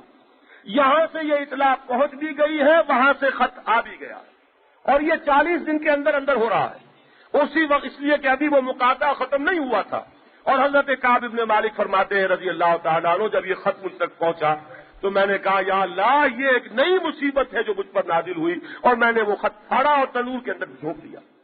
اب ذرا سوچئے، مسلمانوں کی خانہ جنگی ہو رہی ہے، حضرت علی اور حضرت معاویہ رضی اللہ تعالی عنہما کی کسرا کے بارے میں تو میں عرض کر چکا کہ وہ تو ختم ہوا، ہلاکا کسرا ولا کسرا بعدہ، لیکن قیصر موجود تھا، اس کی 2 ٹانگیں ٹوٹ گئی تھی، شمالی افریقہ سے وہ بے دخل، مغربی ایشیا سے وہ بے دخل، لیکن یہ کہ وہ انگلی اس کی ٹکی ہوئی تھی، قسطنطنیہ تو اس کے پاس تھا، اور وہاں بیٹھا ہوا دیکھ رہا ہے کہ وہ عالم اسلام میں کیا ہو رہا ہے، اور اس نے تیاریاں شروع کی کہ اب یہ وقت ہے، یہ ان کی باہمی خانہ جنگی ہے، یہ فتنہ و فساد ہے عالم اسلام میں، اب وقت ہے کہ میں وار کروں اور اپنے مقبوضات واپس لے لوں۔ اس وقت خط جاتا ہے حضرت معاویہ کا رضی اللہ تعالیٰ عنہ کہ اگر تو اور رومی کتے، یہ الفاظ جن سے شروع کیا ہے، اگر تو نے کہیں بلاد اسلامی کی طرف نگاہ اٹھائی تو یاد رکھ کہ علی کے جھنڈے تلے جس شخص سے سب سے پہلے تجھے مقابلہ کرنا ہوگا وہ معاویہ ابن ابی سفیان ہوگا رضی اللہ تعالیٰ عنہ۔ یہ ہے ان کا مقام اور مرتبہ، کوئی بدنیتی کرے کیا، بے بس ہو کر رہ گئے، باہر سے کوئی نہیں تھا، جیسا کہ میں نے بار بار عرض کیا کہ تھمتا نہ تھا کسی سے سیل رواں ہمارا، یہ سیلاب جو تھا انقلاب محمدی کا جس طرح آگے چلا ہے، باہر کوئی طاقت نہ رہی تھی کہ روک سکتی، یہ انٹرنل سیبوٹاج ہو گیا ہے، کیا کرے، وہ پیچ ڈال دیے گئے ہیں، وہ پھیر پیدا کر دیے گئے ہیں کہ ان کا حل نہیں ہو پا رہا، ہر ایک بے بس ہے، کر رہا ہے لیکن کر کچھ نہیں پا رہا۔ یہ ہے در حقیقت صحیح کانٹیکسٹ کہ اس میں صحابہ کرام میں سے کسی کے ساتھ کوئی سوء ظن نہ ہو، نہ حضرت علی کے ساتھ۔ ذہن میں رکھیے وہ ہمارے نزدیک اس امت میں برگزیدہ ترین فرد ہیں سوائے 3 اشخاص کے، ایکسیپشن صرف 3 ہیں، حضرت ابوبکر اور حضرت عمر اور حضرت عثمان رضی اللہ تعالی عنہم، اس کے بعد درجہ حضرت علی کا ہے رضی اللہ تعالی عنہ۔ یہ بالاجماع ہے، یہ امت کا متفق علیہ عقیدہ ہے لہذا ان کے بارے میں کوئی سوء ظن اس سے بھی بچیے. اسی طرح حضرت عثمان سے کوئی سوء ظن، حضرت معاویہ سے کوئی سوء ظن رضی اللہ تعالی عنہما، ان سب سے بھی اپنے دامن کو پاک کیجیے، اپنے ذہن اور قلب کو کھلک دیجیے. اب میں یہ چاہتا ہوں کہ ذرا چند منٹ ہی رہ گئے ہیں لیکن بات عرض کروں. عام الجماع حضرت علی رضی اللہ تعالیٰ عنہ کی شہادت کے بعد، اور ذہن میں رکھیے ان کو شہید کرنے والے کون، وہی جو ان کے جھنڈے تلے تھے، وہی کہ جو اب یہ سمجھے کہ حضرت معاویہ سے ان کی صلح ہو گئی ہے. اگرچہ وہ صلح اسی انداز میں ہوئی کہ مصر اور شام آپ کا ہے، باقی بلاد اسلامیہ پر حضرت علی رضی اللہ تعالیٰ عنہ کی حکومت تسلیم ہو گئی، وہ وحدت تو نہ ہو سکی، لیکن یہ کہ جنگ کی بنیاد پر جن کا سارا کھیل چل رہا تھا، جب انہوں نے دیکھا کہ اب یہ صلح کا معاملہ ہو گیا تو انہی میں کے افراد ہیں جنہوں نے یہ طے کیا کہ یہ تین ہیں بڑی بڑی شخصیتیں، ایک ہی وقت میں ایک ہی رات میں بیک وقت ان کے اوپر وار کیا جائے اور ان تینوں کو شہید کر دیا جائے. اب یہ اللہ کا فیصلہ ہے. حضرت معاویہ کو ذرا سی چوٹ آئی، اس سے زیادہ وار کاری نہ ہو سکا. حضرت عمرو بن العاص جو ہے وہ اس رات کچھ بیمار تھے، صبح فجر میں تشریف نہیں لا سکے. حضرت علی رضی اللہ تعالیٰ عنہ پر ابن ملجم کا پہاڑ جو ہے کاری ہو گیا، ان کی شہادت ہو گئی. حضرت حسن کے ہاتھ پر بیعت ہو گئی. یہ 6 مہینے جو ہیں، اگرچہ اس میں باہمی جنگ کوئی ہمیں نظر نہیں آتی، لیکن حضرت حسن کو بھی مجبور کر کے ان کا لشکر لے کر جا رہا ہے کہ چڑھائی کرو اور معاویہ کے ساتھ جنگ کرو. حضرت حسن کی جو کیفیت ہے اس کو ذہن میں رکھیے، میں بیان کر چکا ہوں. حضرت علی کو بھی روکا تھا انہوں نے کہ ان کی بیعت اس وقت آپ قبول نہ کیجیے، حالات ہنگامی ہیں، نارمل نہیں. حضرت حسن جب لے کر پہنچے اپنی فوج کو، حضرت معاویہ رضی اللہ تعالیٰ عنہ بیٹھ کر سوچ رہے حضرت عمرو بن العاص ہیں کہ اس معاملے سے اب کیسے نپٹا جائے. کوئی مصالحت کی گفتگو ہونی چاہیے، تاریخ میں وہ باتیں موجود ہیں. حضرت حسن نے کہا کہ ہم آل رسول ہیں، ہمیں تو دنیا کی کوئی حاجت نہیں، لیکن یہ جو میرے ساتھ ہیں یہ کچھ لیے دیے بغیر چلنے والے نہیں. ان کا معاملہ جو ہے، ان کا کسی طریقے سے ان کا پیٹ بھرا جائے تب یہ ہے کہ معاملہ جو ہے درست ہو سکتا ہے. چنانچہ وہ پیٹ بھرا گیا امت کی مصلحت کے لیے کہ کسی طریقے سے یہ خانہ جنگی جو ہے، جو خانہ ویرانی کی شکل اختیار کر سکتی ہے، اس کو ختم کیا جائے. حضرت حسن رضی اللہ تعالی عنہ نے اپنے اس دعوی خلافت سے دستبرداری اختیار کی، اور حضور نے جو فرمایا تھا حضرت حسن کے بارے میں، میرا یہ بیٹا اللہ چاہے گا تو ایک وقت آئے گا کہ یہ مسلمانوں کے 2 گروہوں میں مابین صلح کرانے کا ذریعہ بن جائے گا. یہ سعادت حضرت حسن رضی اللہ تعالیٰ عنہ کو حاصل ہوئی. اور ذرا آپ اٹھا کر دیکھیے جلال الدین سیوطی رحمہ اللہ تاریخ الخلفاء میں باقاعدہ جملے درج کر رہے ہیں کہ جب حضرت حسن رضی اللہ تعالیٰ عنہ نے دستخط کیے ہیں تو ان کے لشکر میں ان کو پکارا گیا، یا ہار المومنین، اے مومنوں کے لیے باعث ہار، باعث ننگ. جواب دیا ہے حضرت حسن نے رضی اللہ تعالیٰ عنہ، الہار خیر من النار، ہاں یہ ہار جو ہے میرے لیے جہنم کی آگ سے بہتر ہے. وہ مسلمانوں کو باہم لڑانے کا معاملہ جو ہے، جس کی وجہ سے معاملہ نہ معلوم کتنے لوگ ہوں گے کہ جو خام خواہ اللہ تعالیٰ کے عذاب کا دیوانہ بن جائے، یہ ہار جو ہے یہ مجھے اس سے کم تر نظر آتی ہے. یہاں تک بھی کہا گیا یا مذلل مومنین، اے اہل ایمان کو ذلیل کرنے والے. تو یہ نعرے اور یہ فطرے چس کیے جا رہے ہیں حضرت حسن رضی اللہ تعالیٰ اور کن کی طرف سے؟ وہی کہ جو ان کے لشکری ہیں، ان کے ساتھی ہیں، اس لیے کہ انہیں سوائے فتنہ و فساد کے اور کچھ مطلوب نہیں. یہ جو ہے سن 41 اس کو عام الجماع کہا گیا ہے. اور ذہن میں رکھیے جس طرح حضرت حسن کے بارے میں مغالطہ ہے ذہنوں میں، حضرت عثمان کے بارے میں کہ شاید ان کا پورا دور خلافت جو ہے فتنہ و فساد ہی کا دور تھا. حالانکہ میں نے بار بار اس کی تصحیح کی کہ 12 میں سے کم 10 سال بالکل اسی شان کے تھے جیسے کہ حضرت عمر فاروق رضی اللہ تعالیٰ عنہ قائد خلافت ہے. اسی طرح ذہن میں رکھیے 20 برس پورے حضرت معاویہ نے رضی اللہ تعالیٰ عنہ حکومت کی، اور یہ 20 برس وہ ہے کہ اب پھر بلاد اسلامی ایک وحدت ہو گئے. کہاں آپ سندھ سے لے کر سمجھیے کہ یہاں سے لے کر اور ماوراء النہر کے علاقے سے لے کر اور مغربی ساحل جو ہے افریقہ کا، وہاں تک ایک مملکت. پورے 20 سال کے دوران کوئی باہمی خانہ جنگی نہیں، کوئی اٹھا ہی نہیں کہ جس نے حضرت معاویہ کو چیلنج کیا ہو، پوری یکسوئی کے ساتھ. اور پھر یہ ہے کہ وہ قافلہ جو ذرا رک گیا تھا وہ پھر آگے بڑھا. ظاہر بات ہے کہ اب وہ رفتار وہ تو نہ تھی. میں نے ایک مرتبہ الفاظ استعمال کیے تھے جنہیں ڈرائیور لوگ اچھی طرح سمجھ سکتے ہیں. چڑھائی پر چڑھتے ہوئے گاڑی کا موشن ایک دفعہ ٹوٹ جائے, اب معاملہ جو ہے بڑا مشکل ہوتا ہے. چڑھائی ہے وہ اسی رفتار میں تیزی میں چلتی جائے تو چل جائے گی, لیکن موشن کا ٹوٹنا جو ہے بالکل اس ذہن میں رکھیے اس اصطلاح کو, وہ موشن ٹوٹ چکی. وہ جو سیلاب تھا اس کا زور ٹوٹ گیا. اب وہ اندر کی خانہ جنگی نے یہاں کچھ مجمردہ کر دیا. پھر یہ کہ دور صحابہ جو ہے قریب الاختتام ہو رہا ہے. صحابہ کی ایک بڑی تعداد جو ہے وہ اللہ تعالیٰ کی طرف مراجعت کر چکی ہے, دار آخرت کی طرف کوچ کر چکی ہے. اب یہاں وہ لوگ ہیں جو بعد میں ایمان لائے ہیں, ان کی ایک بہت بڑی تعداد ہے. لہذا جوش خود قرآن مجید میں ہے حضور کے زمانے میں کہ الآن فیکم ضعفا, یہ جو زیادہ بڑی بھیڑ ہو گئی اب تمہارے اندر کچھ ذوق پیدا ہو گیا ہے, اسی کو آپ 100 سے اب ملٹی پلائی کر لیجئے. تو ظاہر بات ہے کہ اب وہ جوش و خروش, وہ جو اللہ کی راہ میں جان دینے کا جذبہ ہے, اب وہ اس سطح پر تو نہیں ہے کہ جو پہلے تھا. نتیجہ یہ ہے کہ اگرچہ وہ قافلہ آگے بڑھا ہے, سیلاب جو ہے اور وسیع علاقوں تک پہنچا ہے, لیکن اس کی رفتار وہ نہیں تھی. بہرحال حضرت معاویہ رضی اللہ تعالیٰ عنہ کا یہ 20 سال عہد خلافت بمقابلہ عہد خلافت حضرت علی کے دور کے قید خلافت سے بہت بہتر ہے, اس لیے کہ یہاں وحدت امت بھی ہے اور یہااں پر کوئی خانہ جنگی نہیں ہے, پورا امن و امان ہے. اور بہرحال اس سیلاب نے تھوڑا ہی صحیح آگے پیش قدمی کی ہے, اور یہاں تک کہ قسطنطنیہ پر چڑھائی ہوئی ہے, اگرچہ کامیابی نہیں ہو سکی. اور یزید بن معاویہ جن کے نام کے ساتھ پلید جو ہے وہ ہم نے شامل کر دیا, اور وہ ہے کہ جو اس کے سپہ سالار ہیں, جس کے بارے میں کہ حدیث موجود ہے بخاری شریف میں کہ جس میں الفاظ آئے ہیں کہ اول و جیشن یغزو, وہ پہلا لشکر کے جو مدینہ کیسر پر حملہ کرے گا, مغفورون لہم, وہ سب لوگ جو اس میں شامل ہیں ان کی مغفرت ہو گئی. اور ان میں حضرت ابو ایوب انصاری بھی ہیں میزبان رسول, اور ان میں حضرت حسن بھی ہیں, حضرت حسین بھی ہیں رضی اللہ تعالیٰ عنہ.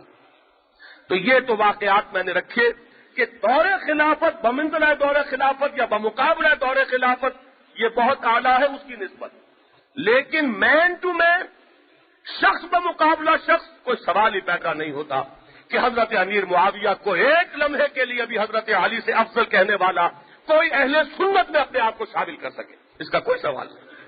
جہاں تک شخص کا شخص کے ساتھ تقابل ہے تو میں آج سوچ رہا تھا کہ کم سے کم 6 سیڑھیاں ہیں درمیان میں حضرت علی کے اور حضرت معاویہ کے رضی اللہ تعالی عنہما. حضرت معاویہ ایمان لا رہے ہیں فتح مکہ کے دن, معلوم ہوا قرآن کی نص قطعی موجود ہے, لا یستوی منکم من انفق من قبل الفتح وقاتل اولئک اعظم درجۃ من الذین انفقوا من بعد وقاتلوا. آگے چلیے تو اصحاب شجرہ ہیں, ان میں حضرت علی ہیں. آگے چلیے تو بدری ہیں, ان میں حضرت علی ہیں. آگے چلیے تو عشرہ مبشرہ ہیں, ان میں حضرت علی ہیں.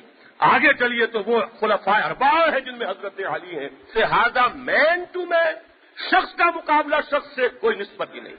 البتہ تاریخی حقیقت سامنے موجود ہے کہ جہاں تک وہ عہد حکومت ہے حضرت معاویہ کا رضی اللہ تعالی عنہ, وہ کہیں بہتر ہے اس عہد خلافت سے کہ جو حضرت علی کا ہے, لیکن اس کا کوئی بلیم حضرت علی رضی اللہ تعالیٰ عنہ کی ذات پر نہیں, وہ تو فتنہ پیدا کرنے والوں کا فتنہ.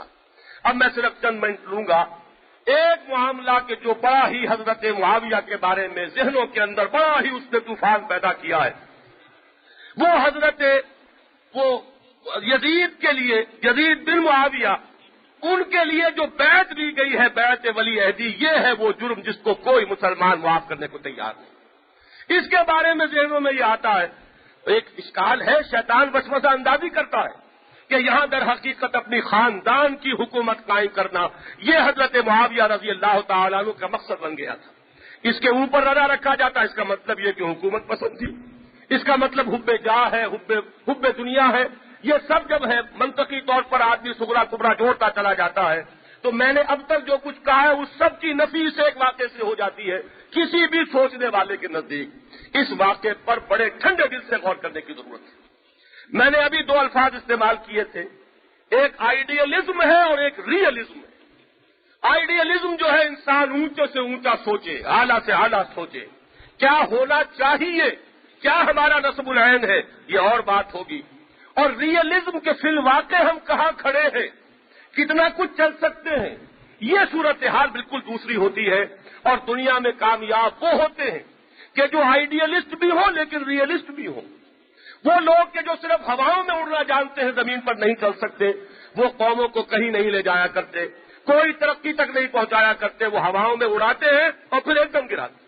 وقت نہیں ہے ورنہ میں عرض کرتا ہماری اس صدی کی تاریخ بڑی اس سلسلے میں بڑے شواہد پیش کرتی. ہمارے یہاں ایسے لیڈر پیدا ہوئے جنہوں نے ایک دم کو دھاک بٹھا دی تقریروں سے اور تحریروں سے اور ہواؤں میں اڑایا، اور معلوم ہوا کہ یہ ساری اڑان ہوا میں ہو رہی تھی، زمین پر تو قدم جمے ہوئے ہی نہیں ہیں. لہذا وہ ایسے معلوم ہوتا ہے کہ جیسے غبارہ تھا اور ہوا نکل گئی، کچھ تھا ہی نہیں. اب ذہن میں رکھیے، میں نے تمام واقعات کے لیے شواہد دیے دور رسالت مآب سے صلی اللہ علیہ وسلم. یہاں بھی میں وہیں سے بات شروع کرنا چاہتا ہوں. اسلام آیا تھا ہر نوع کی تفریق کو مٹانے کے لیے. لا فضل لعربی علی عجمی ولا لعجمی علی عربی. کسی عربی کو کسی اجمی پر کوئی فضیلت نہیں، کسی اجمی کو کسی عربی پر کوئی فضیلت نہیں. یہ اسلام کا ہائیسٹ آئیڈیل ہے.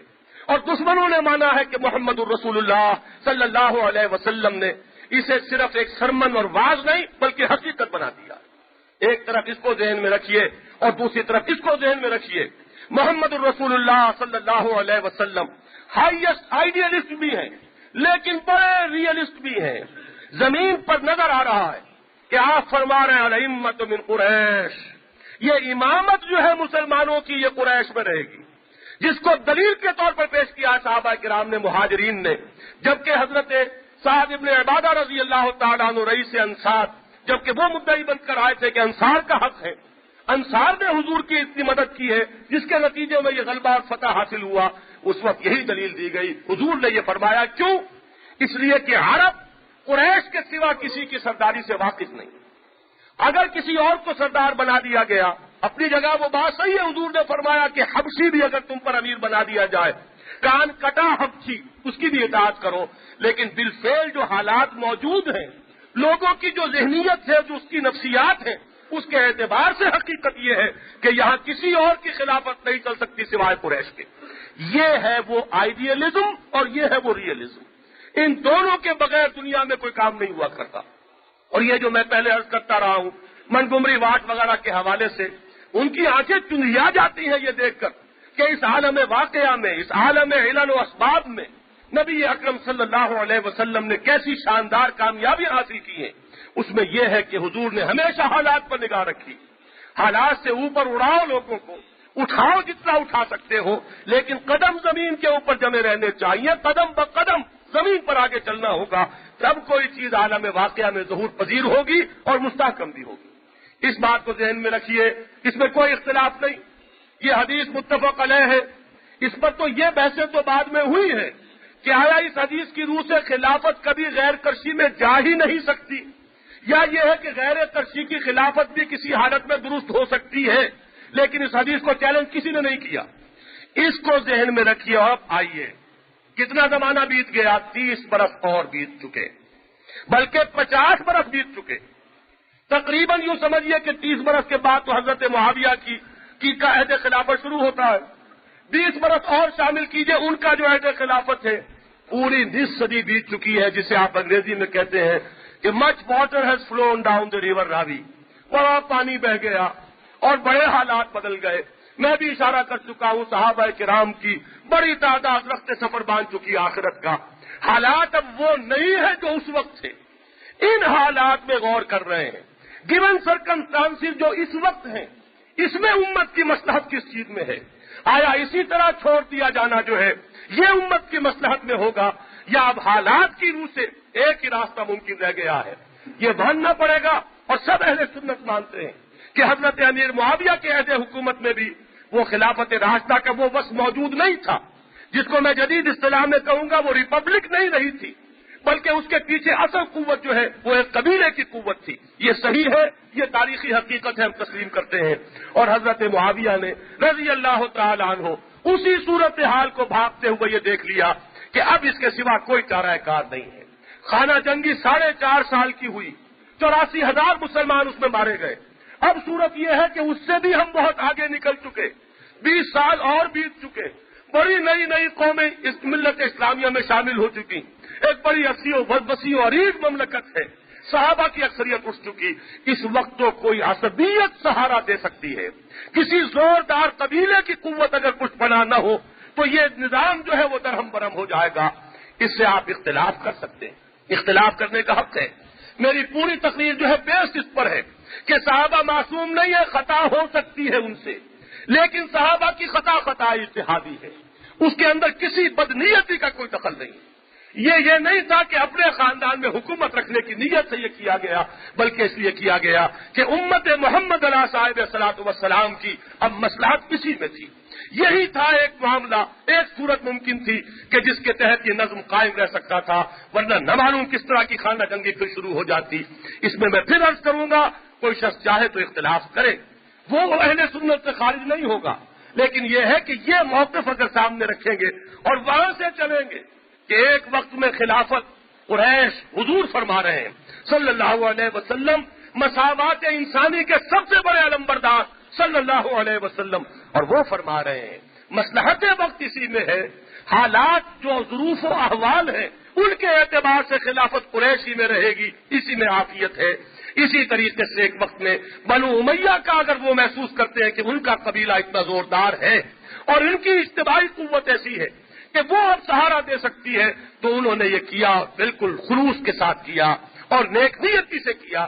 اور اگر حضرت حسین نے رضی اللہ تعالیٰ عنہ اپنی جگہ اس کو غلط سمجھتے ہوئے اس کے خلاف اقدام کیا تو وہ بھی برحق ہے، ان کی نیت اپنی جگہ خلوص اور اخلاص پر ہے، اگرچہ صحابہ کرام نے انہیں مشورہ دیا ہے۔ حضرت عبداللہ ابن عباس جو ہے انہیں روک رہے ہیں، جب روانہ ہوئے تو دوڑتے ہوئے کافی دور تک ساتھ گئے ہیں کہ خدا کے لیے باز آ جاؤ، لیکن ظاہر بات ہے کہ یہاں یہ سارے مشورے جو ہیں وہ مصلحت کی بنیاد پر ہیں کہ صورتحال جو ہے وہ ایسی نہیں ہے کہ آپ کو جو لوگ بلا رہے ہیں ان پر آپ تکیہ کر کے چلے جائیں، یہ لوگ جو ہے آپ کو دھوکہ دیں گے اور صورتحال میں کوئی تبدیلی بہتر کے لیے، a change for the better تو ممکن نہیں ہے، اور فساد ہوگا اور فتنہ ہوگا، اس کے سوا کچھ نہیں۔ تو اس معاملے میں بھی جیسا کہ حضرت علی اور حضرت معاویہ رضی اللہ تعالیٰ عنہما کے مابین ایک اعتدال کی ضرورت ہے کہ یہ رائے رکھنے کے باوجود کہ حضرت علی حق پر تھے، یہ ضروری نہیں ہے کہ حضرت معاویہ یا حضرت عمرو بن العاص یا حضرت ابو موسیٰ اشعری رضی اللہ تعالیٰ عنہم سے کوئی بغض رکھا جائے یا ان سے کوئی سوء ظن رکھا جائے یا ان کی نیتوں پر حملہ کیا جائے۔ اسی طرح یہاں ذہن میں رکھیے بات اور نیچے چلی گئی ہے، اس میں کوئی شک نہیں، رفتہ نیچے آ رہا ہے معاملہ۔ خیر القرون قرنی ثم الذین یلونہم ثم الذین یلونہم، اب اس تیسرے دور کا آغاز ہو رہا ہے، جیسا کہ حضرت معاویہ نے فرمایا تھا کہ اب ہمارے بھی بیٹے رہ گئے، ان کے بھی بیٹے رہ گئے، یعنی صحابہ تو اب اٹھ رہے ہیں۔